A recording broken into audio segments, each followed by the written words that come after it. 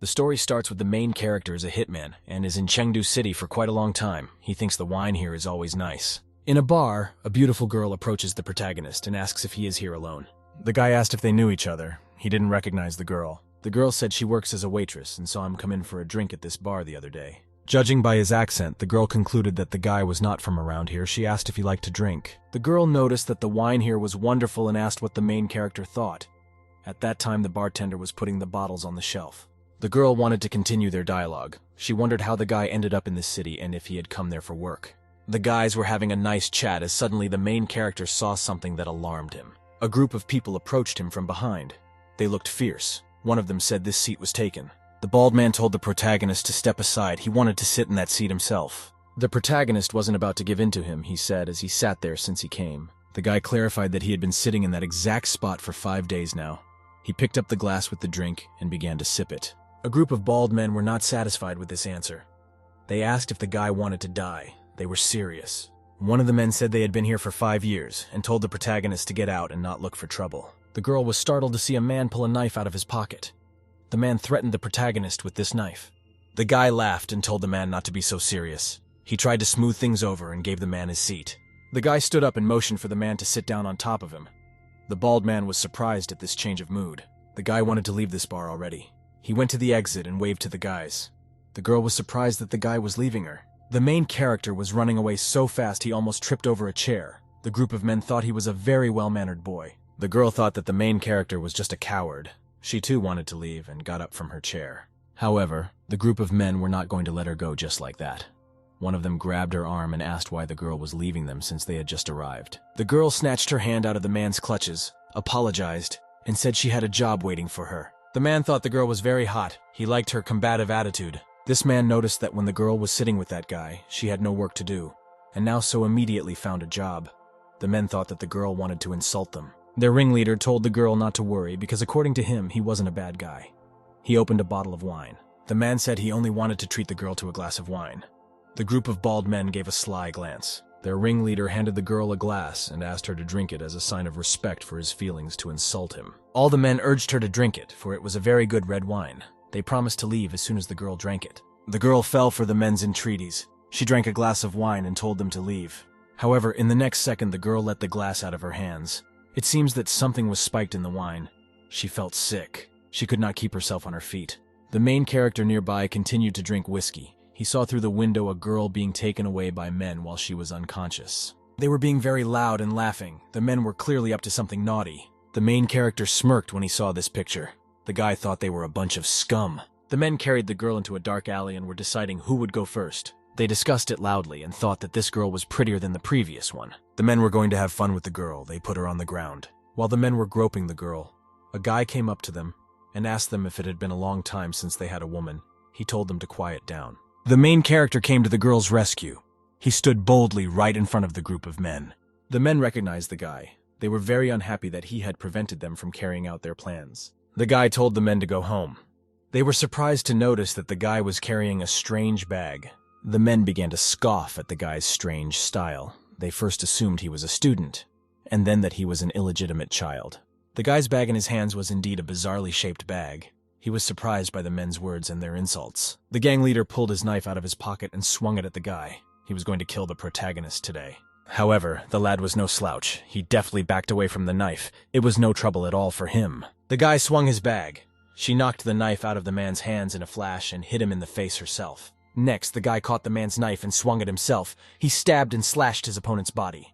The protagonist continued to move and make deft maneuvers with the knife, striking at the rest of the gang. He disarmed them all in a flash, scarlet blood spurting around them before the men could even think about it. And the battle was over. The guy stood victoriously in front of his defeated opponents. The main character introduces himself. His name is Tengen, and he hates people who insult him. Sometime later, the kidnapped girl was brought to the hospital. She woke up and seemed to be okay.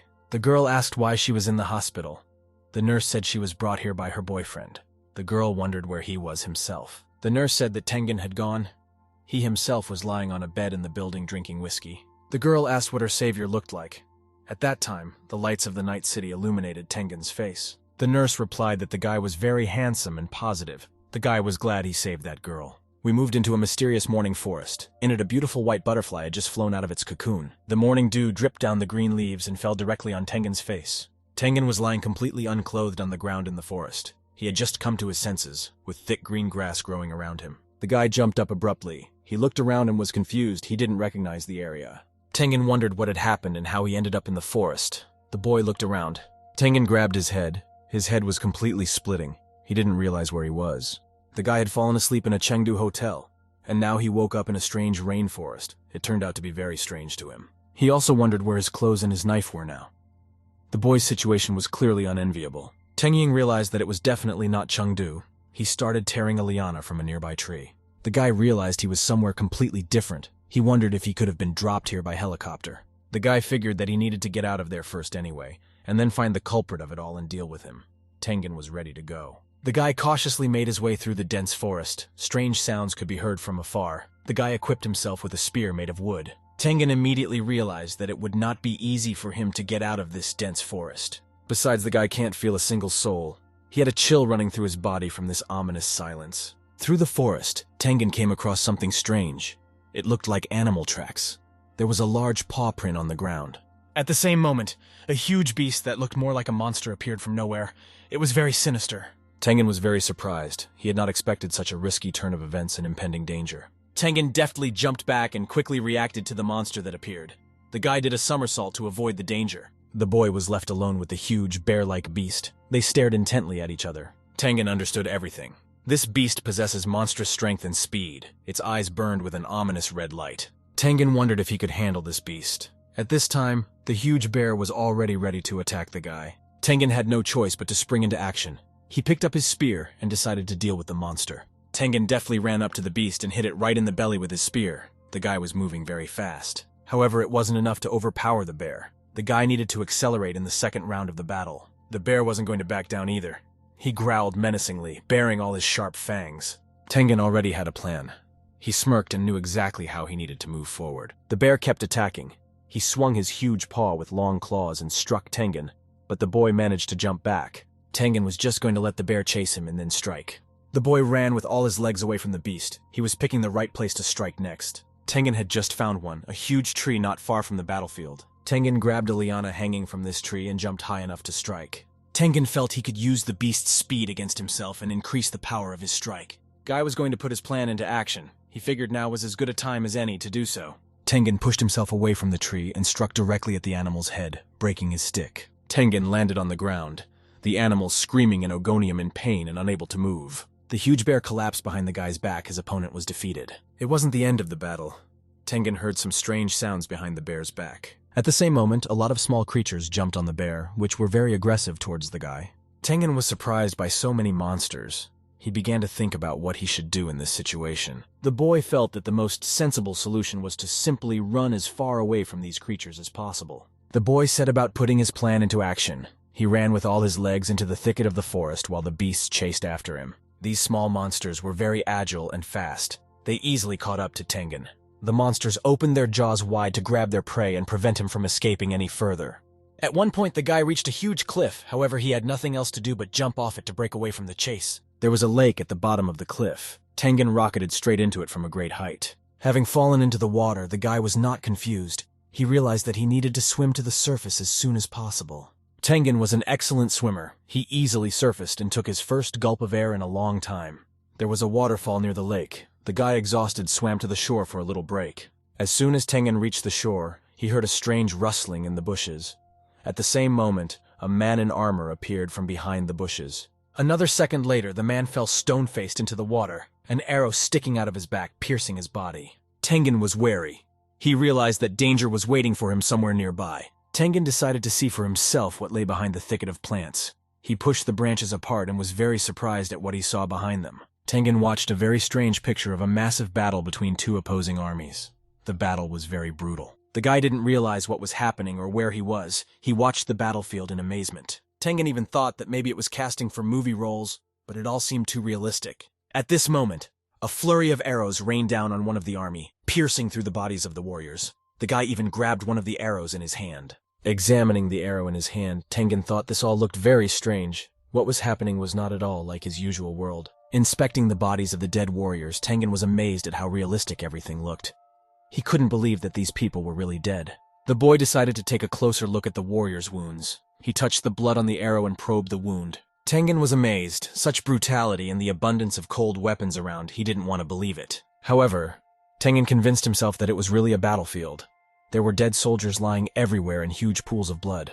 The next moment, someone threw a spear that landed right between Tengen's legs. He considered it a bad sign. The boy raised the spear that had landed. He was determined to find out what was going on here. Tengen picked up one of the dead warriors and dragged him into the bushes by the shoulders so that they would not be seen by the enemy. The boy changed into the man's clothes. She fit like a fly-in. Tengen felt it was necessary to get out of here first. After that, it would be possible to think about what to do next. Tengen armed himself with that man's spear and went forward. At this moment, a rider on a huge gray horse appeared behind Tengen's back. He was clearly from the opposing army. Tengen didn't expect it. He realized he had let his guard down. His opponent aimed his spear at the guy. However, at that moment, a man with a gray beard appeared from nowhere. He pushed Tengen away from danger, saving his life. The rider was angry that his prey had been pushed away. He was about to strike again. The man spoke in an incomprehensible language. He shouted something furiously over Tengen. The guy didn't understand him at all. At that moment, a rider in armor rode up to the guys and was ready to attack with his long spear. He said something in an incomprehensible language. The man answered them something. Tengen understood nothing but some idea of the situation Pa 6 Ren had. The guy didn't understand a word the gray-haired man said to him, but he had saved his life, and the guy was going to repay in the same coin. The rider in armor moved towards Tengen with all speed. The guy boldly stood in front of him, holding a spear in his hands. The rider swung and struck at Tengen, but the fellow deftly dodged and swung his spear at the same moment, scarlet blood rushing around. The enemy was defeated, his neck slashed by Tengen's spear. The guy smirked slyly. Tengen's opponent fell to the ground from his horse and rolled on the ground, no more life left in him. The guy stood victoriously over his defeated opponent. He turned around to look at his body. All this was watched with amazement by the opposing army. They were very surprised at such an unexpected victory for Tengen. Tengen's army of allies gave a victorious shout of encouragement to the guy. They were very enthusiastic about such actions. Tengen smiled happily. He could feel his power and was confident in his abilities. His opponent's army was pissed off and they were shouting loudly and aimed to overpower the guy. The opposing army decided to attack. They ran straight at the guy, swinging their weapons at him. However, Tengen was not the least bit intimidated by this. He considered them fools and was confident of his victory. Tengen wielded his spear skillfully, slitting the throats of his enemies one by one. Tengen was ruthless. He would whip out the weapons of his opponents and leave them no chance to leave the battlefield alive. Tengen had already cut down many of his enemies. He thrust his spear into the bodies of his opponents with glee and a smile on his face. He stood victoriously in front of a multitude of wounded and frightened opponents who didn't know what to do next. Those who survived were badly wounded, with scarlet blood pouring from them, but many were still on their feet. Tengen's enemies were pissed off. They didn't expect such a turn of events and such power from one guy. However, the enemies were not going to give up. They decided to make another attempt to overpower him, and ran on the offensive. Tengen wasn't going to stay either. He jumped up high, holding his spear in his hands. The opponents didn't realize what he was going to do. Tengen snapped his spear in half using his knee. He needed this to wield it more comfortably. Tengen was confident in his strength. He believed he would win even if all the opponents piled on top of him at once. Tengen's enemies were not going to give up. They decided to make another attempt to overpower him, and ran on the offensive. Tengen wasn't going to give up either. He smirked and was ready to confront the enemy army. The guy slit the throats of several opponents in one fell swoop. Scarlet blood was pouring all around. Everything was in dust. Tengen's gaze was intimidating. The guy was very focused on the battle and knew exactly what he needed to do next. In another move, he deftly cut off the arm of one of the enemy army soldiers. It fell to the ground. Tengen was a very skillful fighter. He easily took out a dozen more enemies with just a broken spear. The allied army was shocked at this guy's skill. They didn't expect such agility and strength. At that moment, the gray-haired man shouted something to his army in their native language. Tengen at this time was massacring enemies one by one. He was indeed a ruthless fighter. In an instant, someone's hand was on Tengen's shoulder. He turned around sharply and looked angrily at that person. Tengen had already prepared his spear to pierce this person's body, however, it was a gray-haired man. Tengen's spear was already right next to the neck of a gray-haired man from his army. The man was not afraid. Tengen was surprised to realize who had disturbed him. This time the man began to explain something to him actively in a language incomprehensible to the guy. Somehow with the use of gestures, the man was able to convey to Tengen that he wanted to retreat. The boy didn't understand why the man had such a plan. Tengen told the man not to worry. After all, he had saved his life. The guy was determined to defeat the opposing army. The man stopped him, however, and pointed off into the distance. Tengen didn't understand what the man wanted. A man was pointing to the approaching danger, and from across the horizon an auxiliary of several thousand men was coming towards the enemy. All the soldiers of the enemy army were armed to the teeth. They wore shining armor and posed a great danger. Tengen didn't understand where so many of them were coming from. He realized that the situation was heating up, and it would be difficult for him to win. The gray-haired man shouted something to his men. Apparently it was a cry for retreat. Tengen realized it. Guy realized it was time for them to retreat. The entire allied army quickly ran away from the scene of the battle. Some guys didn't have time to escape. They were grabbed by the enemies and mercilessly massacred by the warriors. Tengen ran first. He looked back to see what had happened to the rest of the guys. Tengen realized that these guys were even more violent than him. He didn't understand who was forcing him to get into this battle. At this time, more and more soldiers were defeated by the enemy, their numbers far outnumbering the allied army. Tengen realized that they only had a few thousand warriors on their side when the enemy had at least 10,000, if not more. As the boys ran away, the gray-haired man stopped and fell to his knees. Tengen ran up to him and took the old man on his shoulders. The guy understood that they should try to disappear as quickly as possible. Apparently, the gray-haired man was seriously injured. Tengen realized that if they delayed, they would surely die. The man was not easy to carry, but Tengen tried. The gray-haired man said something to Tengen in his language. Tengen didn't care at this time. He was trying to run as far away as possible. At one point, the guy stopped. He looked in surprise before him and didn't expect to see what appeared before them. Right in front of the allied army was a dead end. There was no passage. A huge rock towered in front of the guys. Tengen didn't understand what the devil had brought him here. Their business was getting worse. The guy was getting angry. At this time, the enemy army had already caught up with the guys. Everyone turned around in horror and did not understand what to do. The leader of the enemy army came forward. He pointed his finger at his enemies and said something in his native language. Apparently, this was a command to action. All the enemy archers had prepared their bow and arrows and were ready to act. Tengen looked up into the sky in horror. There were too many arrows. He didn't realize where to hide from them. There were indeed hundreds of arrows in the sky that were falling on the allied army with great speed. The guys did not have time to hide from them. Arrows fell directly into the bodies of the warriors, causing them serious wounds. Tengen tried his best to fight off the arrows. He caught them with his bare hands, preventing them from hitting himself. Tengen looked around. Things were really bad for them. More and more people were dying from arrows. However, the guy had an idea. At that moment, Tengen was horrified to notice something near him. There was a gray-haired man lying there. He had about a dozen arrows on him. It looked like he was already dead. A tired and haggard look froze on the man's face. Tengen was very upset by the old man's death. The guy stopped for a second. His inattention caused an arrow to hit Tengen's shoulder, piercing even his armor. However, the guy was not going to give up. He pulled the arrow from his shoulder with a sharp movement. Scarlet blood rushed out. Looks like that wasn't the end of it. The opposing army once again launched arrows at their enemies. The leader of the army still commanded the men as well.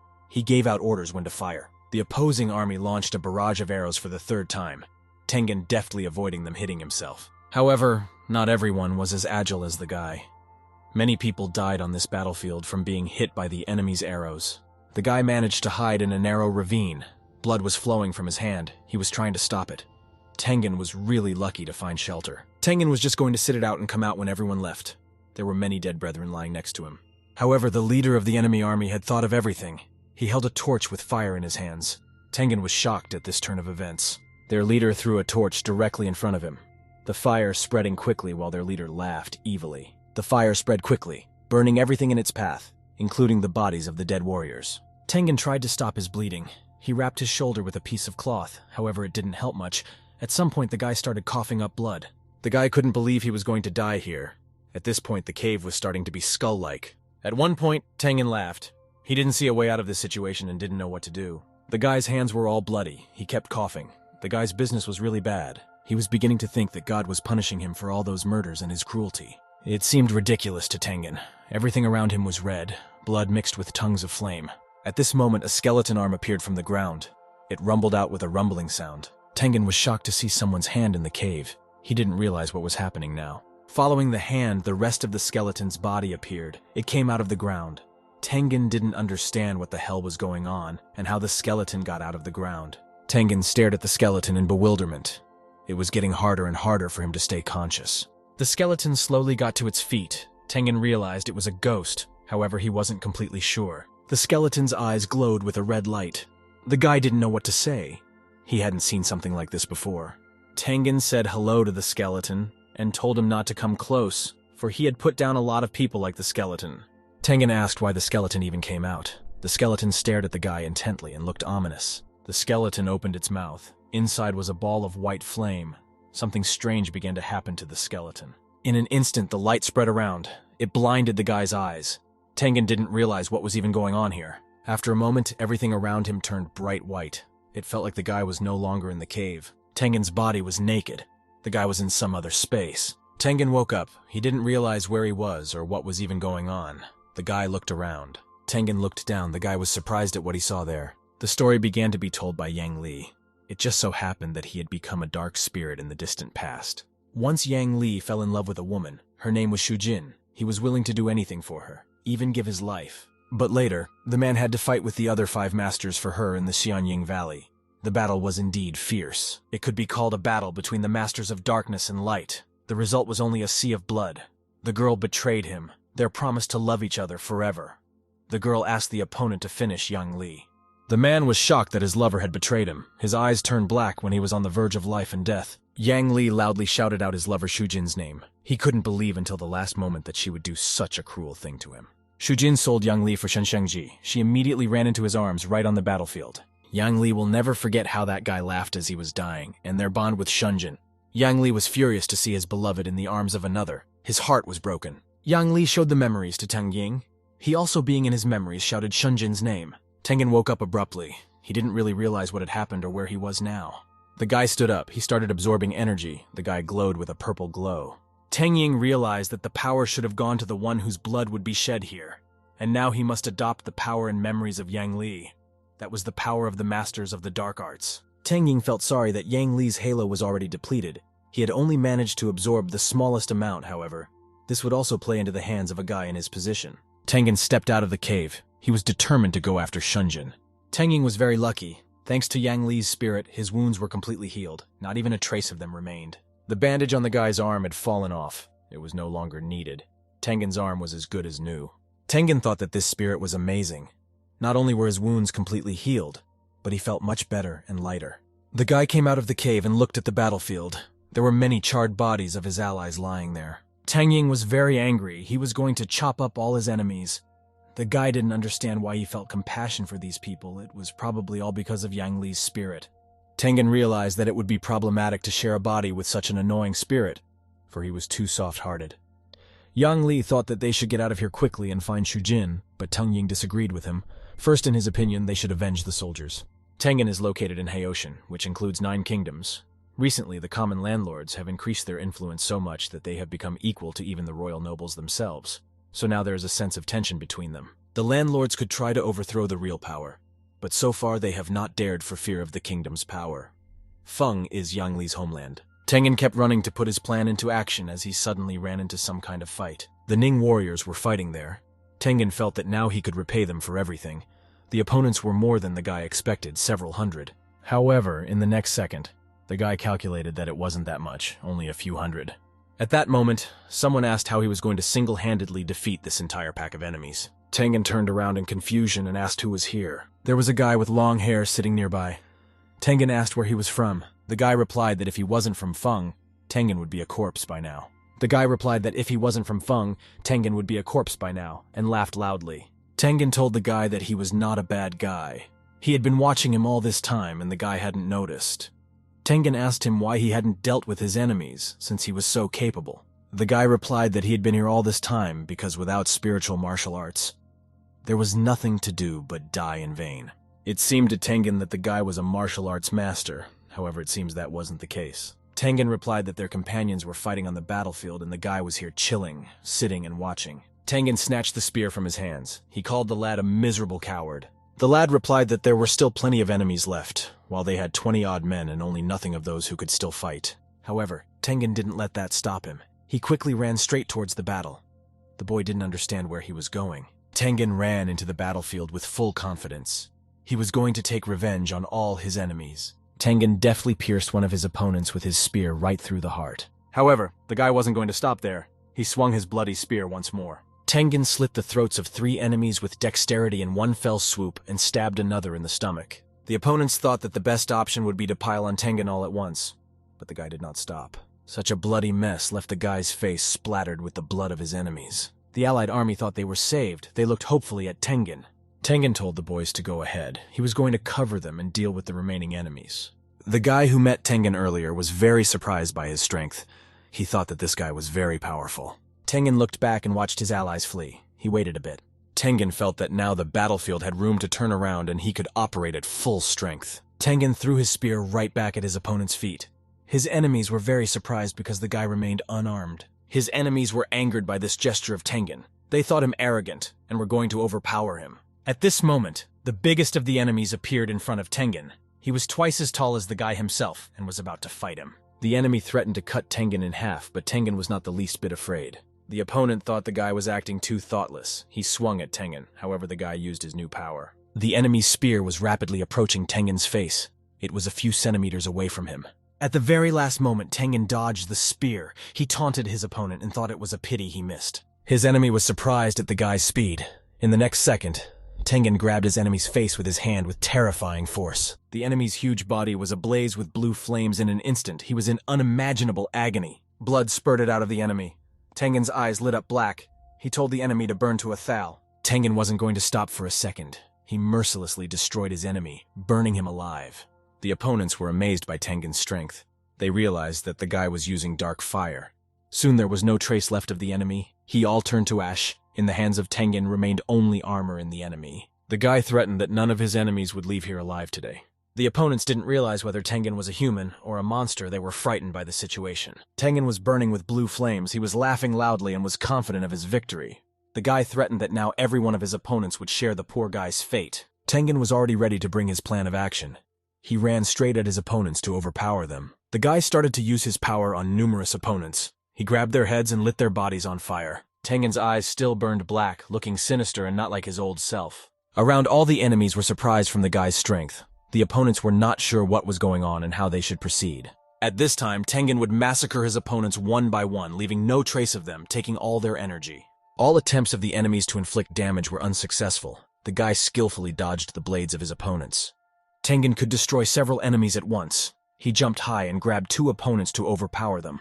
At one point, the guy flew high into the sky. He loomed over several enemies to pounce on them. After a while, not a single living opponent of Tengen was left.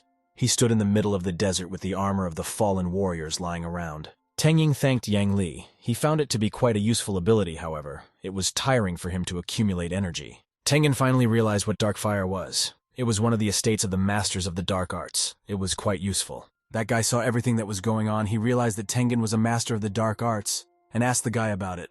Tengen remembered the guy. The guy had assured Tengen that he didn't have to worry about telling anyone. Tengen wondered if the guy could control dark fire, or if he'd just seen it before. Neither of those things was true. The guy replied that he read a lot of books, knows astronomy and geography. It was from books that he learned about the dark martial arts. Tengen was sure that Tengen's boyfriend would tell the others, so he'd have to kill the guy. After all, only a dead man wouldn't say anything to anyone. The guy didn't like the idea, saying that Tengen couldn't kill him because he would lose a lot if he did. Tengen wondered why this was so. He looked at his new acquaintance with bewilderment. The guy tells him that he is so well read that no one can tell Tengen more than him, so the guy has to go with him and help him with everything. The guy's name is Eugene. At other times, Tengen sitting on the lawn thought of something. He felt like he had gone back in time. Eugene didn't understand what Tengen was talking about. He asked what it was to go back in time. Tengen explained that this is when you move from your actual time far back in time. Eugene asked when he left home to join the army whether it was a return to the past. Tengen thought he was an idiot. Eugene kept explaining to Tengen that he would be useful to him since he was the most well-read and the smartest in the neighborhood. Tengen laughed loudly and asked, since Eugene was so smart, why wasn't he an officer but only cannon fodder? Eugene asked how ordinary people could excel in the military. In his opinion, it was simple. The more enemies he killed, the more likely he was to advance. Eugene is willing to collect the heads of their enemies to get the reward. Tengen's plan is to be their strength, and he their head. By combining forces, they were to become invulnerable. Eugene asked what Tengen thought of the idea of making an alliance. The guy was very optimistic. However, Tengen didn't like this idea very much and turned around and walked away. Eugene tried to stop him. Tengen felt that Eugene would never learn the spiritual martial arts and would only be a burden. The guy wasn't interested in titles or war. Eugene thought Tengen was very rude and spoke as if he was nothing. At least Eugene is a scholar. Tengen laughed at the boy's words. He waved him off and told him that they would see each other again. Eugene tried desperately to stop him. Tengen said, heading for the Moon Spirit City. Eugene asked if that was the town that was on the peak of Sunset. He asked why Tengen would want to go there. Tengen was surprised that Eugene said all the right things, and asked if the guy knew where the place was. Eugene knows astronomy and geography perfectly, so he knows where this city is. There are probably few people left who know about this place. A few hundred years ago, this city became a pile of ruins. Tengen did not expect to hear this information. He lashed out at Eugene, for he thought he was lying to him. Eugene tried to justify himself. He said he couldn't lie to Tengen because all that was left of this city was history. However, Tengen thought that when he saw Yang Li's corpse, it had already decomposed to the bone, so it might be true. Tengen asked what year it was, according to the imperial calendar. Eugene replied that it was the 805th. Tengen realized with horror that Yang Li had already been dead for 500 years. Shujin and Xiang Shenji were already dead. He didn't understand what he should do with this mission. Tengen got very upset and it gave him a headache. He didn't understand why it all happened. Eugene didn't understand what was going on with the guy. He asked what was wrong with him. Tengen now didn't know where to go or what to do. He had a feeling that everything had lost its meaning. Eugene was only glad to hear this, for in his opinion there was nothing to think about, and it was worth doing something completely unimaginable in their time. Eugene told him to put everything out of his mind, because they needed to get out of there first. The boys stood in the middle of the battlefield, with the enemy's weapons and armor lying around. At some other time, a guy appeared in front of Tengen. He complimented his suit and said that they hadn't seen each other in a long time. Tengen was angry, and was sure he had come here to play a joke on him. The guy jumped down from the mountain, Tengen. Tengen took him by the cheeks and started to squeeze him. Tengen tried with all his might to get out of there. Tengen asked if they should run away from the battlefield.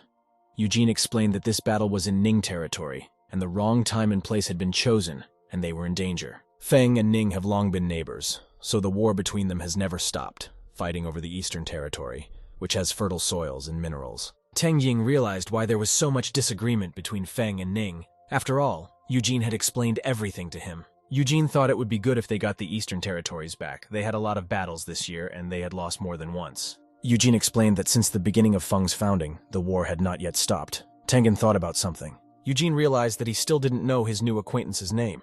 Tengen introduced himself and gave his name to Eugene, satisfying his curiosity. Eugene thought that if Tengen stayed in the army, his abilities would be appreciated, and he could become Eugene's patron. Tengen asked if Eugene wanted to be friends with him. He didn't seem to be very friendly himself. Eugene replied that you could say that, besides, if he took the guy with him, he didn't have to worry about anyone finding out his secret. Tengen replied that it would be easier to kill him. Eugene was sure that Tengen wouldn't do it, because if he killed him, he'd lose his partner, who could come up with new ideas.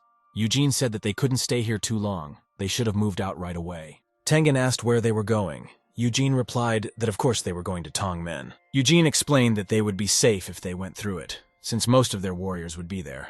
Tongmen is one of the most important Feng cities on the Eastern Front, with a plain stretching across it to reach the Feng capital. Eugene decided to keep the conversation going as they walked.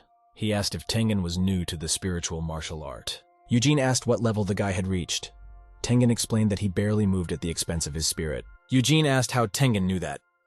Tengen didn't know what to answer. He just knew it, and that was it. Eugene knew that the dark fire that Tengen used was a lethal discharge, and this was the first level of dark fire. Eugene started to list everything he knows about dark fire. He has it levels: mortal burning, spiritual burning, and no one has reached the third level. Eugene was very pleased with himself. He thought he was very clever and laughed loudly. However, at this moment Tengen noticed something. He covered Eugene's mouth with his hand and told him to be quiet. Tengen felt the lust for killing. Eugene had to keep quiet for now. Tengen pressed Eugene's face into the ground and told his new friend to stick behind him. At that moment, a bald man jumped out from behind a tree. He was armed with a long stick and flew straight at Tengen. At other times, Tengying told Tengying to get his filthy hands off, for he is only here because he has nothing better to do. Tengying saw that Tengying had done quite well in this world. He just wanted to see him. He believed in him and his strength. Returning to the present, Tengen easily threw the attacking man to the ground. The man dropped his spear and lay defeatedly on the ground. At that moment, the remnants of the army appeared from behind the bushes. It looked like they were from Feng. The attacking man said that Tengen was his own. He told everyone to stand and said that they were from Feng. One of the warriors realized that Tengen is the guy who saved everyone, and they are on the same side of the barricades. The guys only talked about Tengen. They were very glad he was still alive. They thought the guy should walk. The bald man apologized. He thought Tengen from Ning who was chasing the guys. He asked why the remnants of the army were hiding in the bushes. The bald man explained that their men were exhausted. Eugene and Tengen were very upset about this information. Eugene said that if they didn't want to die, they'd better go with Tengen because when Ning got here, they'd all die. Eugene assured him that there was nothing wrong with numbers. The more there were, the safer they would be. Especially if left alone, they would surely die. He agreed with the plan. The boys set off. They were walking through an incredibly beautiful landscape, with huge mountains ahead of them. Merging with Yang Li made Tengying softer and helped her start a new life. It created a new legend for Feng. The boys were making their way through a dense forest, with a not-wide stream running in front of them. The squad hid behind the grass. Eugene suggested waiting until Ning's canvas passed. However, the lad didn't know how they would get the horses. Tengen felt that the only way out was to steal the horses. Eugene didn't expect such a suggestion from me. Ola Jung thought it was too dangerous and they should think of something else. At that moment, the boys heard strange sounds. They lurched and realized that the opponents were coming. And indeed, from the thick of the forest ran out the Ning army. They galloped on horseback in pursuit of the small band of allies. One warrior of their army killed 2 Feng guys with a sudden movement. They were most likely survivors.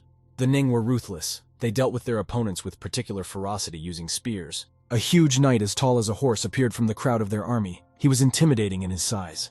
This warrior leaped high into the sky, looming over a small group of frightened boys. The man was extremely violent. He was smiling slyly in anticipation of a brutal reprisal. The boys who were watching were shocked at what they saw. The severed limbs of their brethren lay on the ground. This huge man threatened that all their rivals here would die. In his hands he held a slain warrior. All the guys were very scared. They didn't expect to face such a strong opponent. At other times, Tengen had shown Eugene how to use the teachings of the martial spiritual art. The guy thought it was amazing. The boy asked how Tengen was feeling now. The guy replied that he felt very nice right now, even though he looked tired. Eugene didn't know what that meant, but he thought he was very cool. In our time, the huge enemy was all spread out with frightened guys who didn't know where to run to. The survivors of the Feng army were shaking with fear. They couldn't utter a word. Tengying was watching all of this tensely. One of the guys started crying loudly. He was begging for help, looking hopeless. The giant man struck the ground with all his might with a huge spear. Dust rose up all around. Eugene asked Tengen not to dare to interfere, but it was too late. Tengen was ready to engage. Tengen jumped out of cover and flew straight at the huge man. He punched him in the face. He was confident in his abilities. He smirked and was pleased with his unexpected strike. However, it didn't kill the thug. He landed on the ground holding a huge spear in his hands. The enemy army was shocked that someone could stand up to their strongest soldier. At this time, Eugene was in a panic. He turned to Ola Django and didn't understand how he could let Tengen go. Everyone around him looked on in amazement at the impending confrontation between the 2 strong fighters. The man's spear glowed yellow. Tengen realized that the man was using the warrior's spirit. His spear emitted a strong energy. Tengen knew the man had absorbed their energy, and it looked like he was about to release it now. Tengen can only control the flow of energy so far. At this time, the bulky man swung his spear. However, Tengen wasn't going to give in to him. He had a plan to defeat his strong opponent. Tengen deftly dodged the blow and thus waited for his opponent to open up and strike at him himself. He asked if his opponent had ever played a game of cat and mouse. At other times, Eugene would tell about himself that he once set a goal to reach the heights of Feng. He thought he was very smart and knew astronomy and geography. Now he had found Tengen, his key to salvation. Eugene believed that with his new comrade, he would achieve his goals. Eugene knew his opponent didn't understand what he was telling him. His opponent was left with a cut on his stomach. The Neng army thought Tengen was an arrogant boy and was going to kill him. However, the thugs stopped his army and ordered none of them to come near Tengen. This huge man was going to deal with the guy himself, for he harbored a personal grudge against him. Tengen wasn't going to wait for his opponent to attack first. He flew up into the sky and was about to strike with his sword. However, the huge man dodged and protected himself with a huge spear. Tengen had anticipated this outcome. He pushed off the ground and flew high into the sky for another maneuver. Tengen jumped on top of the man's head and thrust his sword into his back, the most unprotected spot. Tengen thought it was a victory, for bright blood gushed from his opponent's wound. However, the man wasn't dead yet. He raised his spear and threw Tengen away from him. Tengen landed another blow with a follow-up. It came right on his opponent's head. The guy wanted to chop him up. The man's helmet had already started to sag. Blood was gushing from his opponent's wounds. The huge man shouted loudly. The enemy grabbed Tengen by the neck and started choking him. He was going to kill him. The guy started coughing. He was having trouble breathing. However, he wasn't going to die here in this battle. Tengen was about to devour his opponent to the last drop. The boy grabbed the man's face. Tengen smiled widely, blood dripping from his mouth, yet he had a plan to overpower the huge man. Tengying began to use his dark powers. His eyes lit up black, and Yang Li's spirit awakened inside. Tengen grabbed the man's face. The man begged him to stop. Everything around him lit up with purple light. Tengen easily dispatched his opponent with only shards of his armor flying around. Tengen gathered back the remnants of dark energy. They flew into his hand and back to their master. Tengen was smiling evilly. Smoke was coming out of his eyes. The guy himself was a bit tired, yet he looked creepy. The enemy army fell back. They didn't expect that the strongest warrior could be dealt with. Eugene shouted that the leader of the Ning army had just been killed. He thought that they should advance. The Feng army squad listened to Eugene. They were going to massacre and not let anyone leave. After all, they needed the enemy's heads for a reward. All the boys ran to the battle. They were galvanized by Tengen's victory and were full of energy. Eugene himself ran to attack. He pierced one of the opponents with his spear. Tengen thought that things were shaping up very interestingly. Tengen was in the middle of the battlefield, laughing loudly as he watched the carnage taking place. The opponents were frightened. They didn't expect to meet such strong people on their way. Ola Jang also started chopping down his opponents. He said they had nowhere to run, and swung his sword at the group of Ning army. The man slithered over their bodies. Blood rushed around, and pitiful screams were heard. At this moment, Eugene and Tengen's gazes met. They were standing in the middle of a bloody fight between two armies. Tengen thought that these were the people he was looking for, to fulfill his goals. Eugene asked Tengen not to do that again, because he was risking his life acting so recklessly. He felt that it shouldn't bother Eugene, as he could decide for himself how he wanted to proceed. Eugene explained that he would have done so before, but not now, because his life was directly dependent on Tengen's life, as was his purpose. At that moment, a metal amulet fell out of Tengen's pocket. Tengen explained that he himself knew what to do because he was not an idiot. Yuljin looked at the amulet in surprise. He was confused when he realized it was a Hiliarch. Eugene was overjoyed, for it was their first accomplishment that Tengen had killed Hiliarch. Tengen was confused, for they didn't have his head. Eugene explained that soldiers' badges would do as well, especially since they had many witnesses to Tengen's feat. Tengen finally realized why Eugene was collecting tokens as well. He eyed him suspiciously. Eugene was going to handle their reward. He also told all the brothers to collect the heads to exchange them for the reward. It was already dark outside. The moon was high in the sky. Tengen asked Eugene to come over for a moment. Tengen asked how many men were in their squad. Eugene explained that there were just over 100 of them. Eugene also divided them into 4 groups with their temporary captains. Tengen was their leader, and Eugene was their deputy. Tengen asked if the guys were going to go to Tongmen or not. Eugene shouted that of course they were going to go there, but with so many people they would need horses. Tengen thought that they should not be in a hurry. They would travel on foot first and try to find horses later. Now Eugene was going to introduce the 4 captains. 4 strong men came to Tengen. Eugene told them to introduce themselves to their leader. The first was named Yuhua, the second Jianbao, the third Lia, and the 4th Zhongheng. Tengen was satisfied with everything. He told the boys to go to bed, for tomorrow they would have a hard journey ahead of them. Tengen said it would rain tomorrow. The next morning, as Tengen had promised, there was a heavy downpour, and the boys were soaked to the skin. Tengen felt that if they continued to move at the same pace, they would not only reach Tongmen in 3 days, but also in 10 days. Eugene said they had already been through so much, and their men were exhausted. They needed a break. Tengen realized it himself. He allowed the guys to catch their breath and take a break. Eugene immediately collapsed on the ground. He had been waiting for these words for a very long time. The guy was very exhausted and thought he was going to die. Tengen looked at his men with a serious look. He told Jiang Bao to come over to him.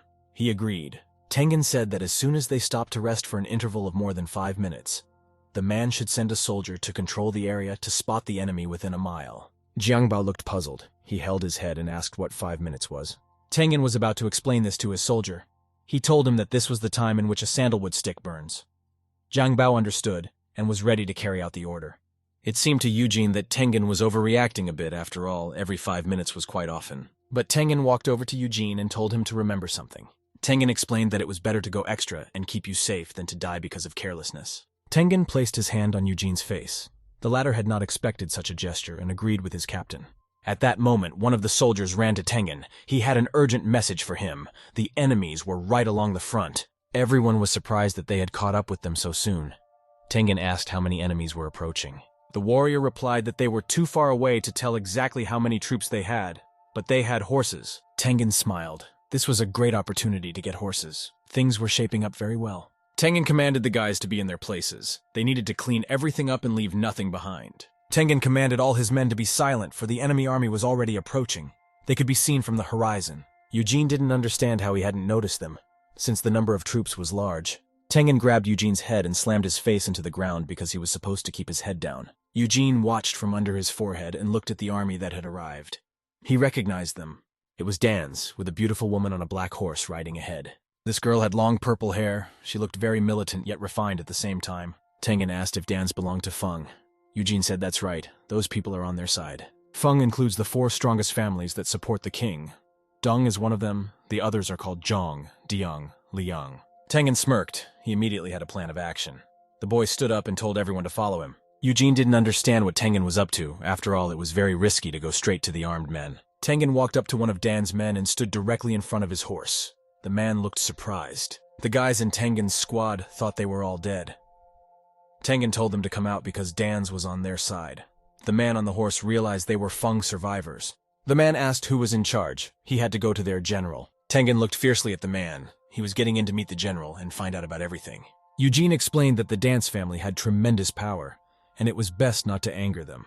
Tengen told Eugene to go with him. Eugene agreed, for accompanying Dan's could save their lives. At that moment, a girl with purple hair approached the guys. She hailed the guys.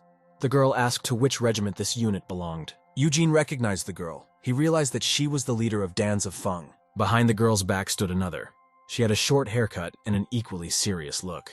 Eugene kneeled in front of the girls. He said he was honored to face the 2 Gendans. Eugene glanced at Tengen with an edge of his eye. He expected him to behave the same way. However, the one adamantly stood like a pillar in front of the generals. Eugene kept waiting for him to bow to the girls. One of the generals asked if these people were Tengen's subordinates. Tengen was very surprised that the generals were women. He hadn't seen that before. Eugene hinted for Tengen to bow, but he was reluctant to do so. Tengen explained that these people were ordinary Feng warriors. He was just leading them temporarily. The girl inquired about the guy's name. Tengen introduced himself. All his men were already kneeling and waiting for the guy to do it himself. The girl thought that Tengen was an interesting guy. She laughed loudly at the top of her voice. The girl told to listen to Tengen. What she would say, from this day forward, he and his band of deserters were to obey the general. Tengen was not pleased with this girl's words. He was offended by the words about deserters. Eugene tried to smooth things over. He explained that on their way they had engaged in countless skirmishes with the Ning, killing hundreds of soldiers, including Hiliarch. The girl was stunned by such words. She had not expected that they had killed such a high-ranking person. To prove his words, Eugene provided the girls with Hiliarch's soldier badge and asked the general to check. One of the girls picked up the token and examined it closely. She was intent on making sure it was authentic. The girl asked her sister to look at it too and tell her if it was a real token or not. She took it in her hands. It was truly unbelievable that it belonged to Zhao Yan. She was stunned that Zhao Yan was killed. She thought it was Eugene who killed him.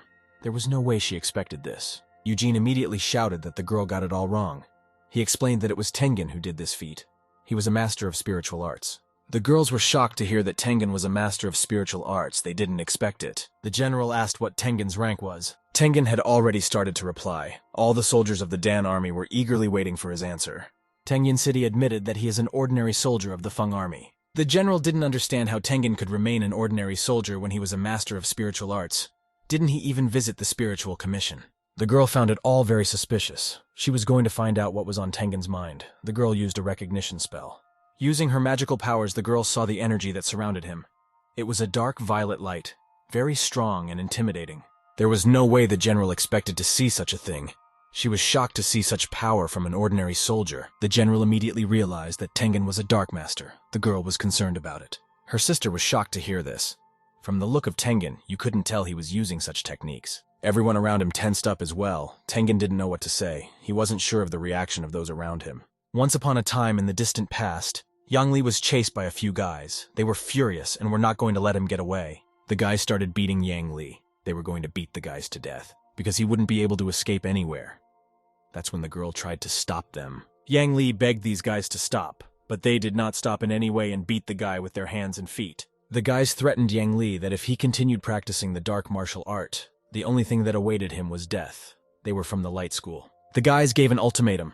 Yang Li had to stop practicing the dark arts or leave the village. These guys called Yang Li names while he sat on the ground all beaten up. The girl who tried to help him was crying bitterly. Teng Ying saw those memories in Yang Li's memory. The situation seemed similar to him. He thought that the reaction of those people would be the same as those guys. Tengen activated his powers. He got into a fighting stance. His men tried to stop the guys. They asked what he was going to do. The generals of Dan's army were worried. They didn't know how to react and what to do with this guy now. Tengen realized that there were most likely 2 light masters here, and he would have to kill both of them to survive. The soldiers of the Dan army were ready to defend their generals. they bare their balls. However, the general told her men to stand, for Tengen was not their enemy. The girl asked if Tengen wanted them to know that he was of the Dark Masters. Tengen didn't quite understand what the general was saying, but she repeated her question and asked if he had attended the admissions office. Eugene tried to smooth things over. He shouted loudly that it was just as the general said. Eugene ran up to Tengen. He asked him to calm down, for Tengen would no longer have to hide his power. Eugene whispered quietly to Tengen to just nod. The guy was going to handle the rest himself. The general understood everything. She thought Tengen was a resourceful kid. It seemed considerate to her. The girl offered Tengen to become the third corps Hillary. Eugene was shocked at such an offer. He didn't expect Tengen to be offered such a high position. Eugene ran up to Tengen and asked him to quickly thank the general for the honor. Tengen thanked the girl for the offer, but the expression on his face remained cold. The general explained that he deserved it all, because killing Zhao Yang and saving the surviving squad was entirely due to him. The girl explained that they were in dire straits now, and she would not be able to give Tengen a squad of warriors, so he would have to make do with his own for now. Tengen didn't seem particularly pleased. Eugene congratulated his friend, for now he could call him Hiliarch. Tengen replied that the title of Hiliarch did not interest him. Eugene hugged Tengen, he laughed, and thought that Tengen could claim to be a general. Eugene stated that he would of course be Tengen's assistant after all. An assistant today is a general tomorrow. Tengen did not recall when he had said such a thing. The general found the scene amusing, but she could not stay there long. Now their squad needed to go. They were going to move in the same direction. All the soldiers pulled their horses. All the soldiers were ready to move out. Tengen felt he needed to get out of here somehow. The guy needed to come up with a plan of action. The man on the horse asked Tengen to approach him. Tengen listened to him. The man's name was Wu Yi. He is a colonel of the 3rd Corps. He apologized for the situation earlier. As an apology, he wants to give Tengen a horse. Tengen replied that it was no big deal. He thanked Colonel Wu Yi for the horse. The colonel explained that they were now on the same side, and there was no need for formalities since he was only a few years older. The man asked to be called Brother Wu. Tengen thanked the colonel once more for the horse. He had skillfully climbed on it and was sitting on top of it. Tengen noted that respect is one of the most important things in the military. Tengen looked at Colonel Wu. He was pleased by the guy's words. It seemed like they had a good rapport. Eugene noticed that Tengen was doing a great job and fit in well with this army. He had no doubts about his friend. Colonel Wu said they were going to rest tonight. Then he would give Tengen a badge and a new uniform. But about the warriors, he was powerless here. Colonel Wu Yi began to tell me that they had lost too many battles. It seemed to be a painful memory for him. The 3rd and 4th Corps had over 20,000 warriors, but none left. Also, they had 10 Hiliarchs at the start of the campaign, on 5 of them already dead, the rest mortally wounded. Tengen was upset by this information. He realized that their situation was not going well. Colonel Wu was glad that at least both Lady Dan remained unharmed. Their main concern now was to protect them. Tengen thought about this situation. He wasn't exactly well versed in royal families. Dan's squad was walking across the scenic plains. It was a clear day. The sun was breaking through the foliage of the trees. Tengen told Eugene to come to him. The boy ran up to his Hiliarch with all his legs. Tengen asked who these Lady Dans were. He knew nothing about them at all. Eugene was confused. He didn't understand how Tengen could not know such obvious things.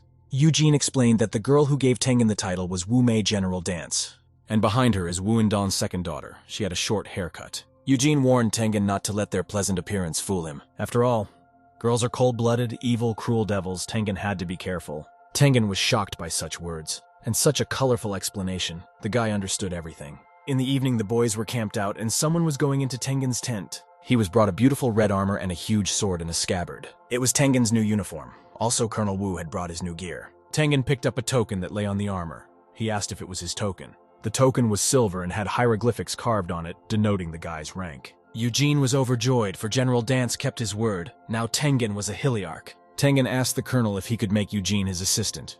He was incredibly pleased. The colonel said it was up to Tengen, and he could decide for himself who to appoint as assistant. Now he had to go to the general. Tengen asked if the colonel knew what the general wanted from him. The colonel was acting suspiciously. He replied that the lad would find out when he met the general. Tengen was wary. He wanted to try on his new uniform first before going to the girl. Tengen did as he was about to do. He changed his clothes in his tent. Now the guy was ready. He slowly walked out of the tent wearing bright red armor. Now he was ready to go. He walked with a confident gait toward the general's tent. There were guards around the tent. She allowed Tengen to pass. Tengen realized that the girl wanted to see each other in private. Tengen had a sort of suspicious feeling.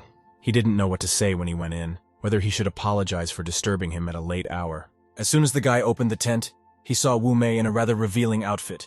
She was lying in the middle of the tent. The girl smiled and said that she was very happy to see Tengen. She was waiting for the guy. Tengen didn't understand why the general needed him at this late hour. Tengen looked around to see what was inside the general's tent. Wu Mei smiled slyly. She had been waiting for Tengen for a long time. She was glad he had come. The girl said that Tengen is as smart as this armor fits him like a fusion. Tengen smiled. It was clear to him. He thought Wu Mei was daring him to mock him.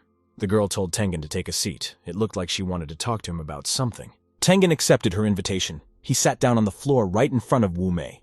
The atmosphere was quite romantic. The girl was smiling and looking at Tengen attentively. Wu Mei asked if Tengen's new weapon would fit. She looked at the sword on Tengen's belt. The boy replied that it would do. Wu Mei told her that her father gave her this sword when she turned 18. She slowly approached Tengen. Wu Mei hoped that Tengen would stay with them. Tengen thanked Wu Mei for such a generous gift. The girl told him where the latest information said Ning's army was. It was the only accessible road to Tungman. There were over 8,000 of them. Wu Mei unfolded the map and showed exactly where Ning's army was. Wu Mei explained that they would have to return to Tungman and repel the attack. Teng Ying realized that they would have a difficult job ahead of them. The girl agreed with him, but there was nothing to be done. There was no other way out. The general began to tell their plan of action. They were to attack their unit in the center. Then both flanks of the enemy would move towards the center to repel the attack, and Tengen should take command of their unit. The girl assumed that Tengen would not refuse to do her bidding. The boy smirked. Tengen said that after the generosity shown by Wu Mei, he has no choice but to risk his life and do it. The girl approached Tengen passionately. She didn't misjudge him and thought that maybe the guy would want to stay with her some more. Wu Mei moved closer to Tengen's face. She desperately hoped for a kiss. However, Tengen had other plans. He stood up abruptly and distanced himself from the girl. Tengen stood right in front of her. He explained that he wasn't good at courtship.